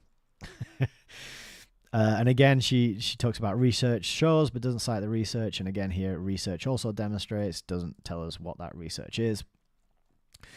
So a long article, and and then she says, finally, it should be about trying to listen to and understand different perspectives and do whatever we can to avoid offending people. That's what it's all about. You got to avoid offending people. So even the most sensitive, the most trigger happy, not trigger happy, what's like when you are easily triggered, that is the person we need to worship and put on a pedestal and tiptoe around them and wrap them in bubble wrap and just ensure that nothing is ever said that ever offends or upsets anyone's delicate, sensitive feelings, unless you're a straight white man, in which case, fuck you, go die. So on the topic of government, free speech, censorship, disinformation, etc., here in the UK, the investigations team has so nobody even wants to put their name on this article. So this is just by the investigations team. Yeah, we don't want to put our names on this article. The Telegraph, Government Disinformation Unit, has rebranded itself. So it was called the Counter Disinformation Unit, the CDU, and now it's called the National Security Online Information Team. So it was counter disinformation. So at least that tells you that what they're going after there is the truth. You know, we're trying to counter disinformation, presumably with the truth. We want to find the lies, and we want to root out the lies, get rid of them. So at least it sounded on the face of it. We all know that's not what it's for, but at least it sounded on the face of it like they were trying to bring some truth. Now it's just national security, online information, team. So now they're not even going after truth. They're not even trying to root out disinformation. It's just all online information. The Telegraph has previously reported how the CDU collected social media posts by members of the British public, including legitimate posts criticizing the government's lockdown policies. Documents obtained under the data protection laws showed that the unit and the AI firm it employed recorded social media posts by scientists and researchers. So they're already using AI to root out and identify dissidents who go against what is the government narrative, the approved government narrative. They're already using AI to find that. Sir John said the NSOIT, catchy, was focused exclusively on risks to national security and public safety, and that preserving freedom of expression is an extremely important principle underpinning the team's work. I call bullshit. I think that is exactly what they are not interested in doing. I think instead they are interested in putting everyone on the list who has said anything that might imply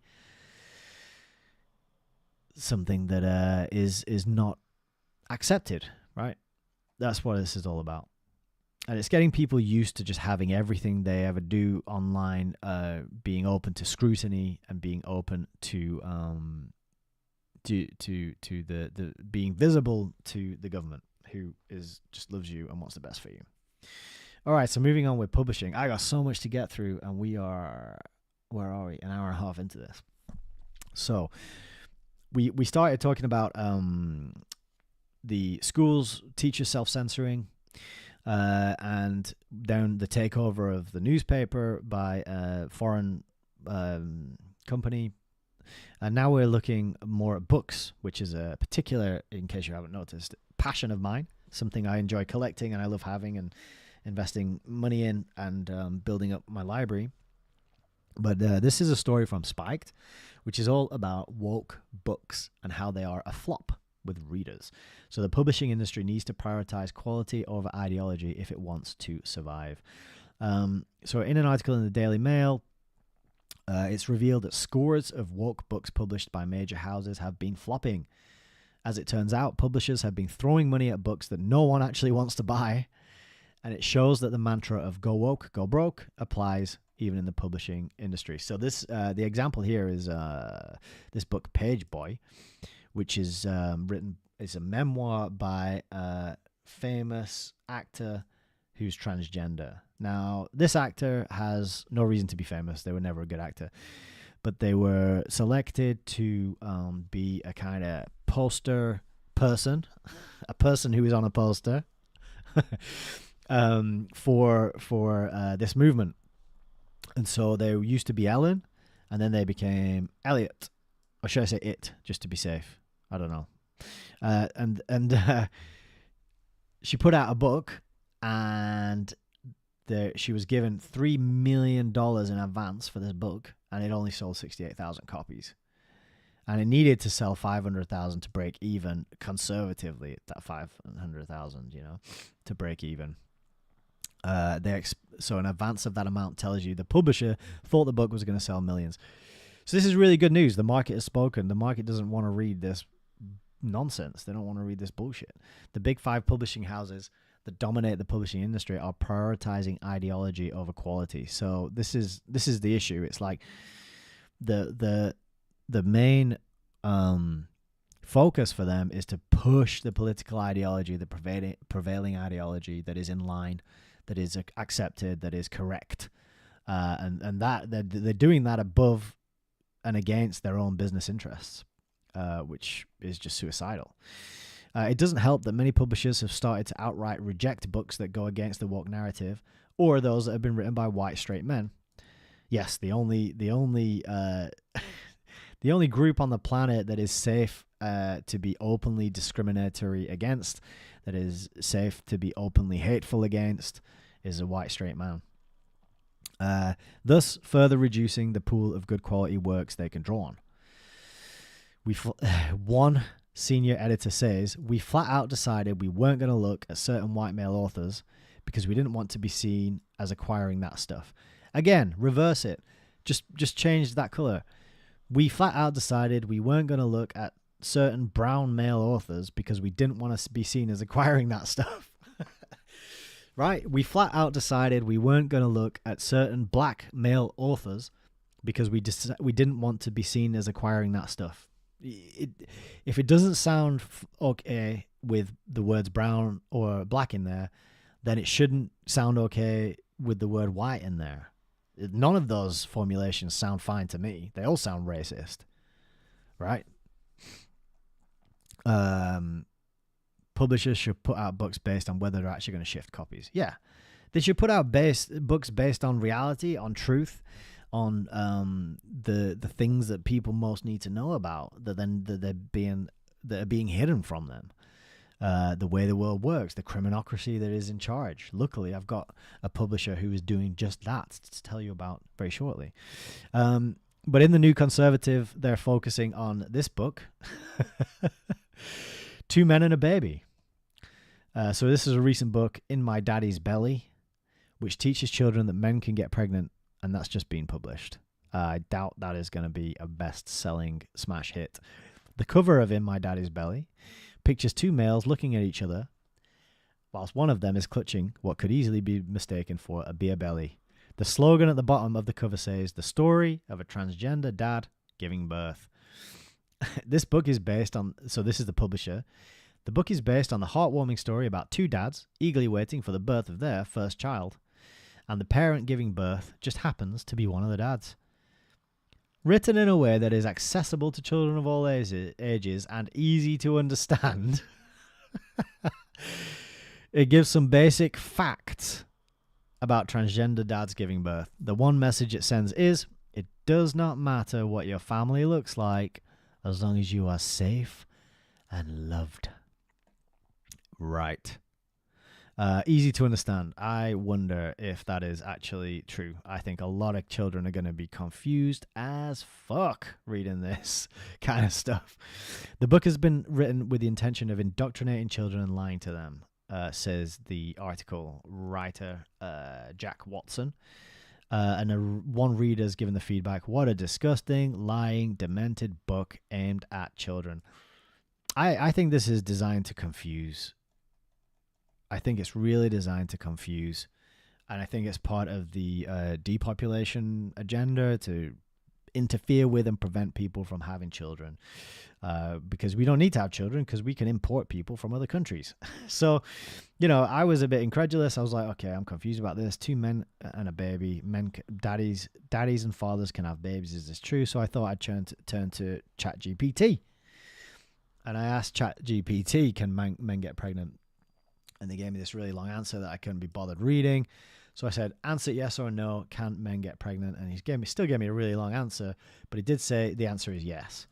So according to ChatGPT, the answer is yes, men can get pregnant. If that doesn't show you what a big steaming pile of dog shit AI is,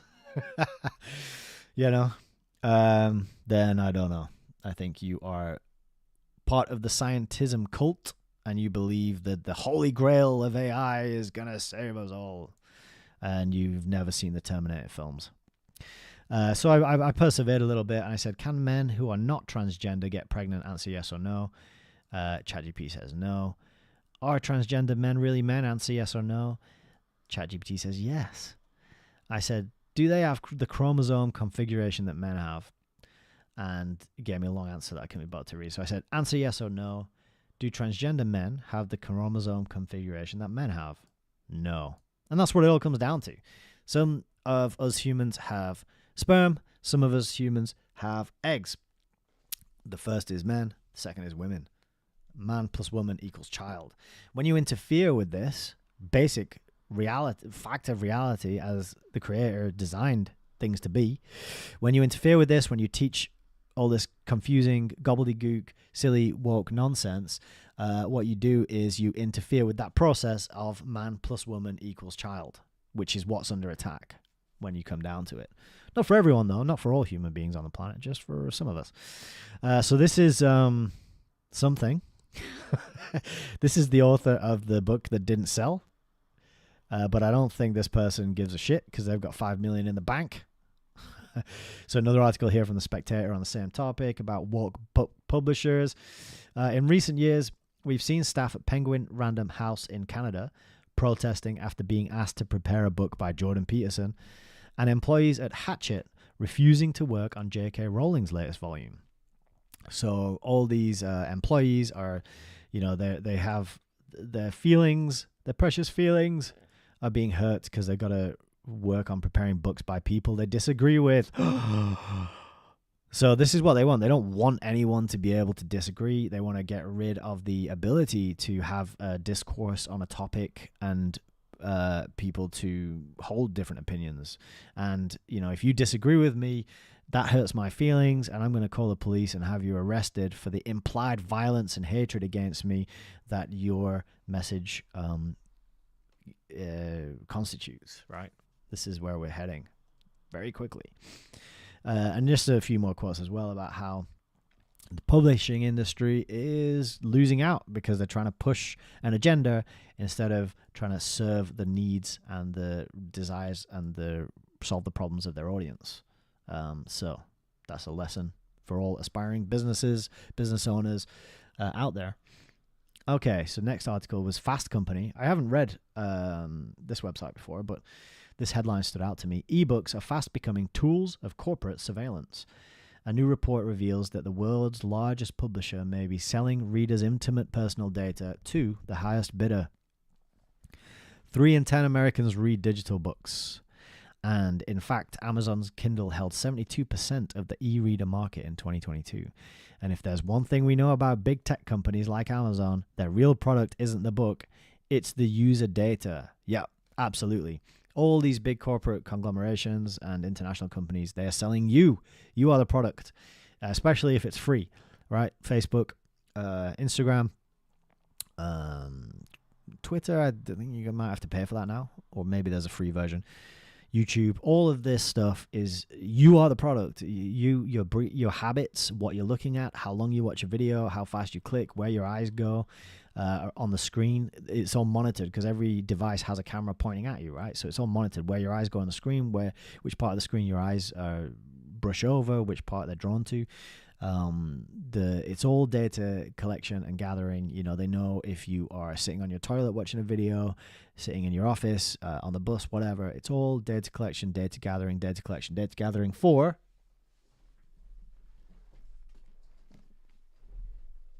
this, which is the age of surveillance capitalism, the fight for a human future and the new frontier of power. So I've mentioned this book a few times. Very much worth reading and having on your shelf, and before it's illegal to have books like this, because this tells you all about it. This is like how data is collected and used against you, and you are the product, and you are being exploited.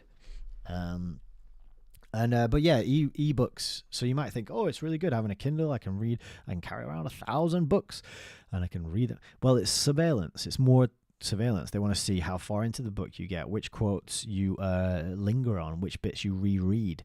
They want to know how fast you read. They're going to know what topics you're interested in and build up a profile of you based on that. And then they're going to predict, is this person likely to question the government and question the rules and the laws that we are bringing out? If they are, maybe we'll have to dig through their text messages and find something that implies hatred and arrest them for it and stick them in prison for 6 months, right?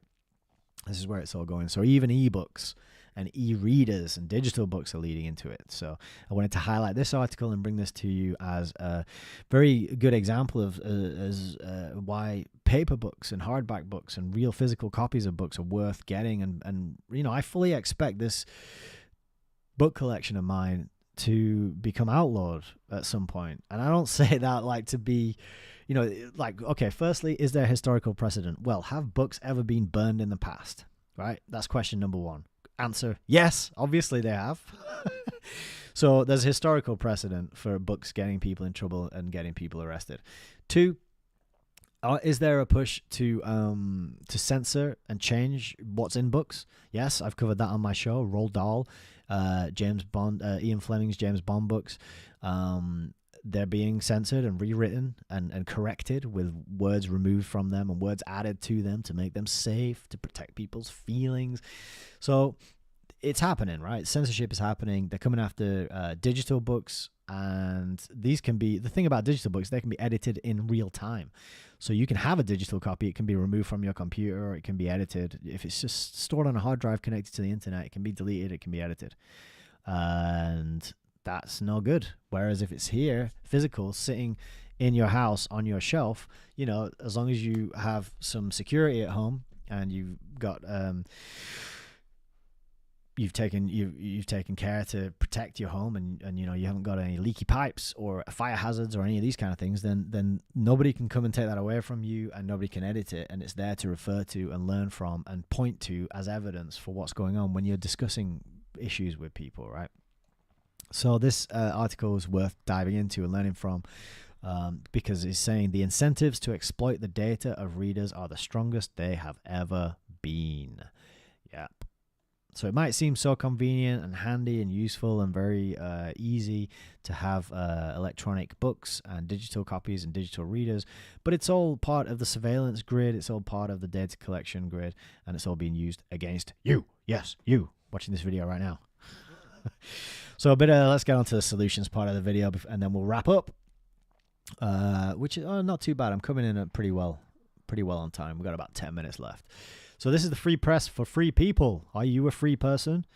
Do you consider yourself to be free? It's a very important question I wish more people would ask themselves. The Fight for the Future of Publishing by Alex Perez. The ideological fanatics and fear have crippled the major houses, but new book publishers are rising up to take the risks that they won't. And this is really good news. And so I wanted to include it in the show. So he starts off with a case study.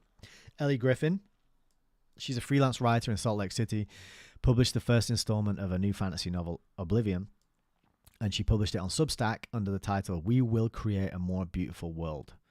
Since then, she's picked up a few hundred paid subscribers and now earns more than $30,000 a year from her writing, which is more than she's ever made.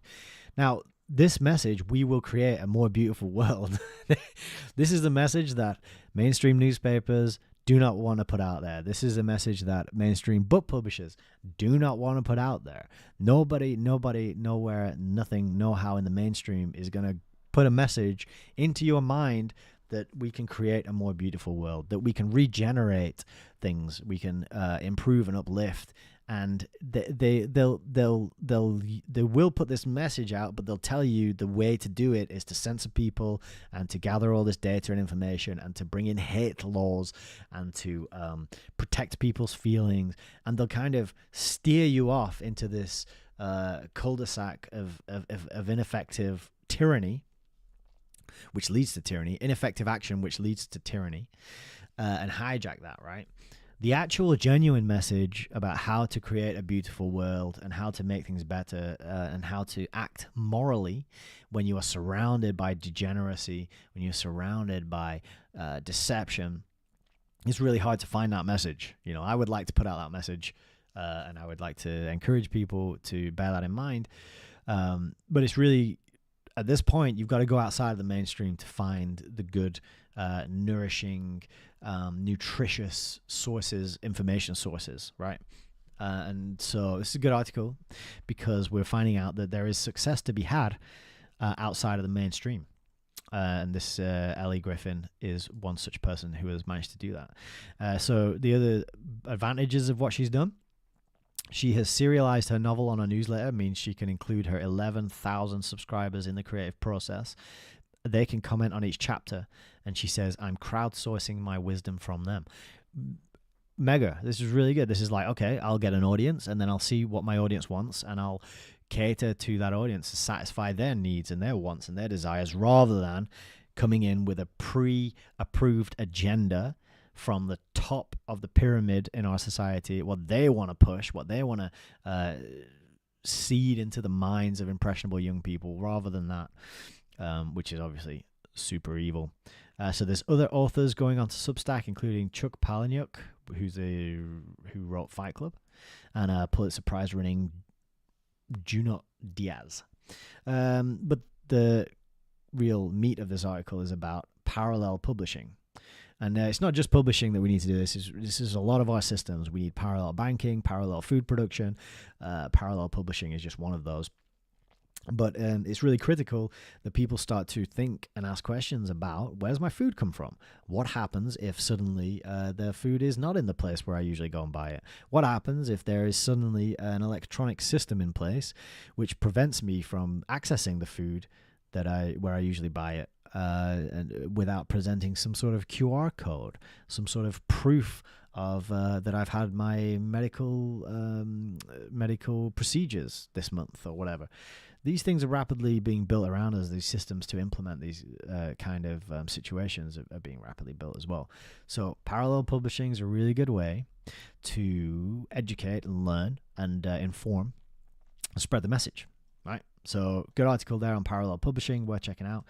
There's a documentary here, which I think I'm just going to skip over. I'll put the link underneath, but it's all about the censorship files and which is the Twitter files, which is a topic and a story that I've covered before. I'm just going to put that a link in the bottom. Something people might want to look into. It's about funding. They're actually looking for money to get this documentary done, and it amounts to 30 cents a day. It's not much, right? So something for you to look at and consider there. I actually can't play this video for you, which is what I was originally hoping to do, but it turns out you got to subscribe to even look at the trailer. So yeah, good luck to him though. Michael Schellenberger, possibly controlled opposition, but I don't know. But for the last part of the show, I wanted to give you some resources. So one resource that I like is right here on Amazon. Which is a 27-book series called Forbidden Bookshelf. Now, you can look at the Kindle versions. It's only £285. You can look at the hardcover versions. You can get all these for free if you know where to look, by the way. But I'm not going to tell you that. What? Let me find this again. I've just lost it because I was clicking around. But basically, this list of books is going to be a very nice place to get primed on the kind of news and information that you don't get in the mainstream. Information about the way the world really works, the hidden hand, the names behind the names you know. So you know the names of the politicians, but they're all just actors. They're just reading from a script. People on TV read from a script. I've said it before, right? If someone's on your TV and you know their name, they've been given a script. They've been prepared with talking points, and they've kind of been prepped and just told what to say ahead of time. So bear that in mind. They're all actors and they're all script readers, and that's why they get hired to do, and that's why they get rolled out in front of people to do. This book is going to give you a little insight into the hidden hand, the names you don't know, but you should know, that actually have way more sway and influence and have them for a very long time. And I would just recommend going down here and seeing what stands out and just having a look. Now, interestingly, look at the prices on some of these. This one's £72.93, this book. Some of them aren't even available anymore because they're out of print and they're old. Because, you know, the internet's had plenty of amazing advantages for us, but it's also kind of ruined a lot of other things for us, such as our attention span, our ability to focus. You know, books written before the internet, They had to go down into the stacks and the dusty cellars of libraries and really spend hours and hours painstakingly going through old documents to just find that little nugget of information to add to their thesis, or to back up, or to build their case, or to help them build out a picture of what they're investigating and learning about. Like, now you just type into ChatGPT, write me a book about ... and it'll spit a book out, right? And it's shit, because it's the dead corporate voice that I've been talking about this whole episode. Old books written before the internet, or definitely written before like chatbots and all this nonsense. They are just incredible artifacts, you know, and it's just so reassuring to me to be able to have them and on my shelf to look at and research and reference to. And look at the price of some of these going on now. This one's 116 quid. This is DuPont Dynasty. Have you heard of the DuPonts? No. Well, you would be amazed at how much of an influence they've had over our lives. You know, their legacy affects us to this very day. And this book, if you want to get a hard copy of it, £116. Woo! So we got some assassination books, murder and cover-up in the case of a CBS News correspondent, hidden history of Korean War. We've got a book about the CIA, Jimmy Hoffa, the science of coercion. It's communication research and psychological warfare. This one's 657 quid. if you wanna buy me a Christmas present, you know. But yeah, the role of the CIA, Pentagon, and other U.S. government security agencies in the evolution of modern communication research. What is modern communication? Well, it's online, isn't it? It's text based and chat rooms and all this kind of stuff. It's all been funded and developed by the military. Spoiler alert. So we got Palestine. This is a hot topic these days. Here's a bit of context and information. Looks like Isidore Feinstein. Looks like it was written by a Jewish writer. Learn a bit about that. Inside Job, W420. So yeah, great resource here. All these books. I'm not saying you got to go out and splash all this cash and buy them all, but it could just go to show you that there are resources outside of the mainstream which are going to do a better job of informing you and bringing you up to speed. Ropes of Sand, this one I have. Got this one recently. America's Failure in the Middle East. So that's a resource I wanted to give to you, and that will be in the show notes below. Next resource. Are your kids being brainwashed? Yes. Unless you're homeschooling them, in which case, yes. But they're being brainwashed by you, so that's much better than having them brainwashed by the state. Our children's books will help teach your kids how the world really works. So this is the Tuttle Twins. And this is a series of books which are about teaching your children the world about the way it actually works. So let's listen to a little bit of this promo. Aren't even aware the problem exists. Here's the issue. Most schools today aren't teaching young kids some really important concepts, like how the economy works, or what our rights are, or the definition of true laws. Back before you were born, schools often taught the principles of a free society. But not anymore. That's why our parents have us read The Tuttle Twins. These books teach children about economic and civic truths that we need to learn, and there's nothing else like them in the world. Each book covers a different topic, helping us learn how the world really works. For example, these books teach kids things like how the free market is the key to prosperity, the history of the money we use, what our rights are and why we should protect them, how kids can be entrepreneurs. I definitely want to be my own boss someday, and these books will help. Kids like us absolutely love these books. Maybe because they don't treat us like little children. Instead, they help us learn important ideas and develop critical thinking skills. There it is. Learn critical thinking skills and learn about how the world really works. Yes, children can understand this stuff, and in fact, they really enjoy it when you talk to them like they are equals and like they are capable of understanding what the world actually is and the criminocracy that we live in. 4 million copies sold. There is social proof if you ever need it. When I was looking at this website earlier, there was little pop-ups coming up in the corner telling me, such and such a person in America has just bought ... So these are flying. And Connor Boyack there, he is the brain behind it. You might recognize those two children. They're his kids from the promo up here. So The new normal society is trying to cram down our children's throats. In the wake of COVID-19, the government has asserted its power, printing a ton of new money and restricted our rights. Our kids have had to adjust too. They need to know what's going on. So just an amazing resource. So you can go up here, you can have a look at the books that, there's all these different ones. So Money, The Miraculous Pencil, Entrepreneurism, The Creature from Jekyll Island, which is all about the Federal Reserve and central banking. There's even Choose Your Own Adventure books now.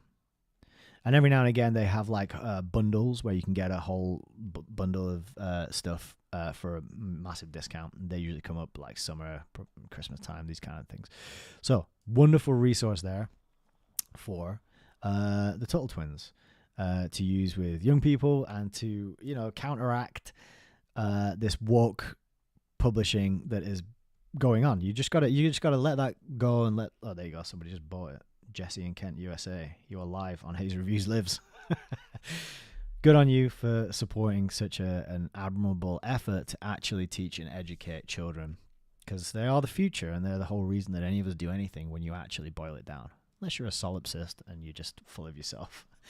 Another resource that I'm going to give to you today is this interview with the man himself by Richard Grove. This is How to Liberate Your Kids from Woke Schools, and this was it's a year old. But here, if you're kind of interested in the topics that we just looked at on the previous webpage, why not listen to Connor talk about the plan and what he's been up to himself? So here you can see there's a whole hour interview with Richard asking some very excellent questions, putting his autonomy and his skills as an interviewer to good use. And you can see Connor talking us through the thinking and the process and the journey that led to him developing these books and writing them and putting them out there, so that we can kind of have a hedge against the insanity. Try and spread some critical thinking to our young people so that they can grow up and recognize the stupidity and be immune to some degree from it and not drawn into it, right? So that's a wonderful resource that I would like to put on your radar there. Next, Trine Day. So Trine Day is one of my favorite book publishers. To counteract the woke publishing and to look at these little independent publishers, right? And Trine Day published Whitney Webb's One Nation Under Blackmail Volume 1 and 2. And Whitney Webb runs Unlimited Hangout, which is the website we looked at earlier about 5 ways to hedge against the upcoming privacy crackdown. So let's have a little look at Trine Day, what kind of things they publish. Let's go subject. So you got American political intrigue, U.S. government history and studies, international history, JFK assassination, technological studies, European history, politics, political studies and activism, September 11, terror attack, media studies, religious studies, history, esotericism, autobiography, botanical studies, fiction. Incredible. What more could you want? What a selection. And a lot of these books are just non-mainstream stories, but are incredibly important, right? They're things that you don't get in school, you don't get on the Daily Mail, you don't get on the BBC Nightly News, but you might want to know about these because it's all researched and backed up and well written and well referenced, right? So, for example, One Nation Under Blackmail, which I do have on the shelf behind me. One Nation Under Blackmail. This is one of the most dense and well-referenced books you could ever hope to find. Every chapter has about 200 references. And then there's even at the back, like scans of the documents themselves, right? Scans of real-world documents that have been unclassified, redacted in some cases.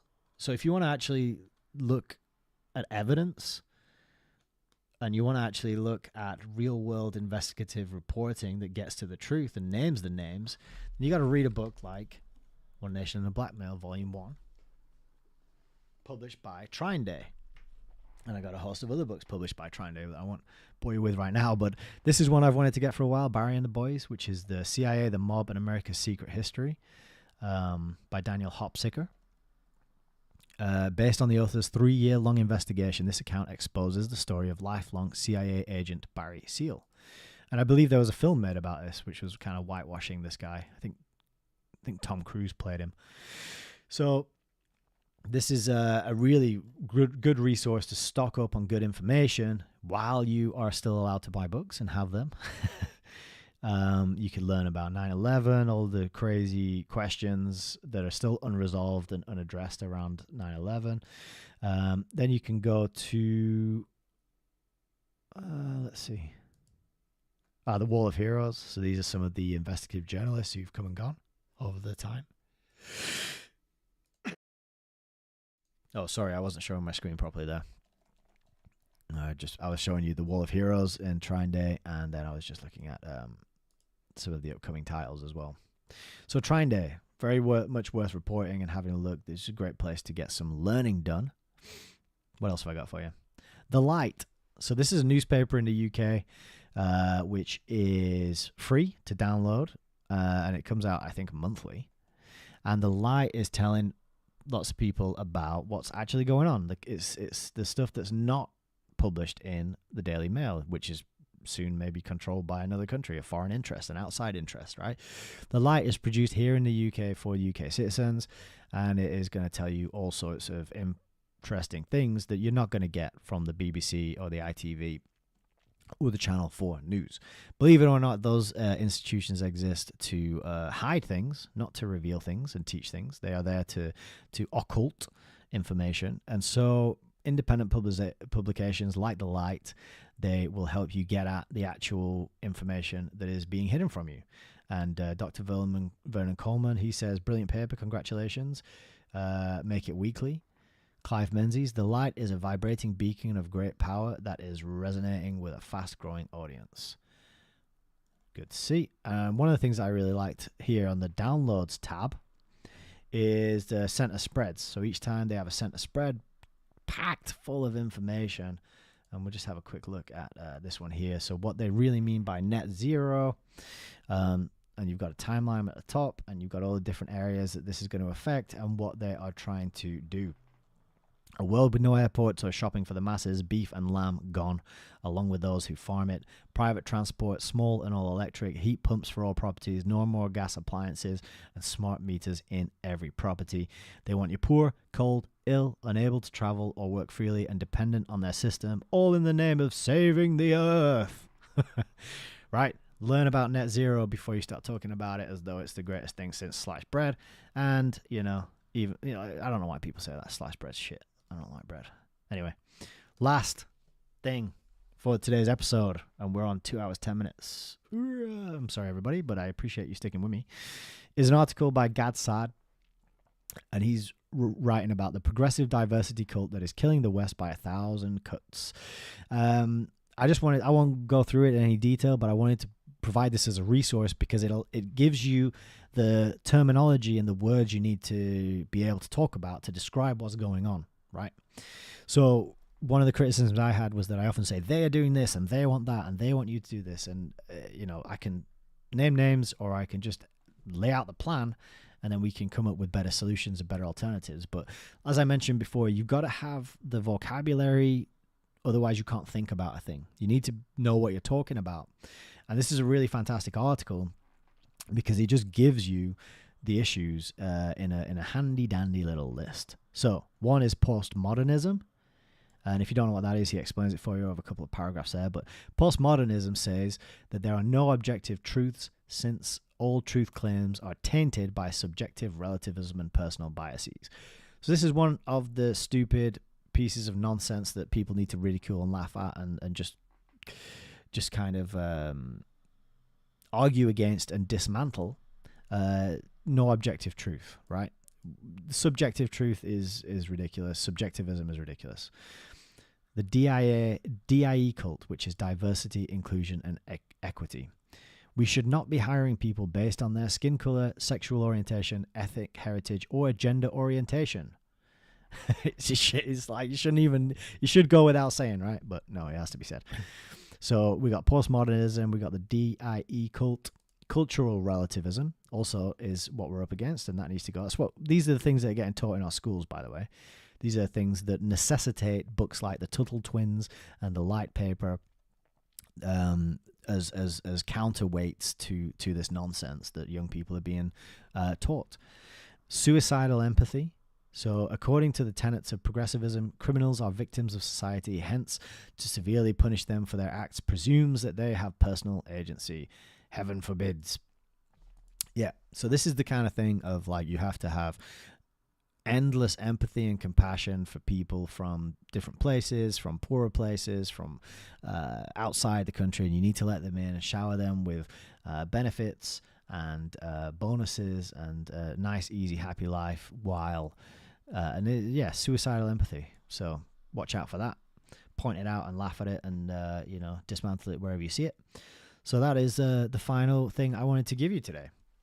GADSAD, the progressive diversity cult killing the West. So there's a good one-stop shop to get learned about these agendas as they are being taught to our children and pushed to us in the news and given to us through our woke publishing book companies and our corporations that we work for. It is all pervasive, all encompassing, and it only goes away if people identify it, learn how to talk about it, and point it out, and not fight back, but just build a better parallel alternative. Build a parallel alternative which doesn't require people to be self-flagellating if they're white. That doesn't require people to be entertaining the fantasy identities of people who have mental health issues. It's all about empowering through information, being able to speak freely and clearly and concisely and cogently in a way that is persuasive and easy to be understood, and appeal to people's better nature and appeal to the good and the true and the beautiful in life, and point out that there is higher realms of being and purpose and spiritual dimensions that we can aspire to, and this place is beautiful. It's full of wonderful creatures and creations, and it all works very nicely, and we just unfortunately have a bunch of parasites in here trying to fuck shit up for everybody. So we need to learn, we need to identify what they're trying to push, we need to point it out and push back, right? That's what I want to say. So the last thing I have for you today is my HEYS reviews page. So if you want to support the show in any way, if you like what I do, you can come to the links in the show box underneath. And this is where I have stuff for you to explore and ways that you can support. And, as always, I'm deeply grateful for anyone who spends any time on listening to me put these shows together and try and get a message out there. But you can support me by buying me a coffee. You can join my Instagram or my Telegram group where I announce my live shows. Oh my God, 12 people watching now. That is wild. Hi, everybody. Amazing. Oh, that's just really made my day. I also have University of Reason affiliate links. University of Reason is Richard Grove's Autonomy project, and this is all about putting back in what has been removed from schooling. So I mentioned that the schooling system is designed to create obedient slaves. What's been taken out is the ability to be autonomous, the ability to build the life that you want, to start a business, to be successful, to build communities and relationships, to express yourself. That's all been removed, right? The goal of mainstream schooling is to keep you dependent and suckling on the teat of mummy government for the rest of your life. Richard has said that's not good enough. We need to teach people how to be autonomous. We need to teach people how to move around with confidence in the world. And so he's built this incredible 12-week course, which I've been through multiple times. And every time just gets better. I learn more about myself. I learn more about the world. And I build up more confidence and skills to be here doing what I'm doing right now. To you fine people. And so there's a few links there if that sounds like something you are interested in. And it's not just about, becoming a live streamer and talking about the news. It's really about entrepreneurism, business building. It's about being a freelancer. It's about working for yourself, being your own boss, having freedom to make money, to travel, to live the lifestyle that you want to live. That's what it's all about. Those skills have not been taught to you, and that's why you haven't done it yet. Would you like to learn those skills? Would you like to do that? Check it out. It's awesome. Underneath that are 4 courses that I really highly recommend. which are much smaller in terms of cost and time commitment, but nevertheless equally as powerful. So we got a course on forming intentional communities. So perhaps you're feeling a bit isolated or cut off because of the events of the last few years, and you want to get together with like-minded people, then you can learn how to do that here. You might want to learn how to learn a bit better. So Ryan Christian's got a great course on objective research. You might want to learn how to defend what you think and believe and be persuasive and coherent in your argumentations and discussions with other people. Then you can learn the art of intellectual self-defense here. Or you might just want to get up to date on the history of ideas and the ongoing conversation, which is philosophy, philosophia, love of wisdom, Jay Dyer's course there. And that is it. That is all I've got for you right now, today, for this moment. So I am going to click back to the main camera here, and I'm just going to say, so grateful, so happy.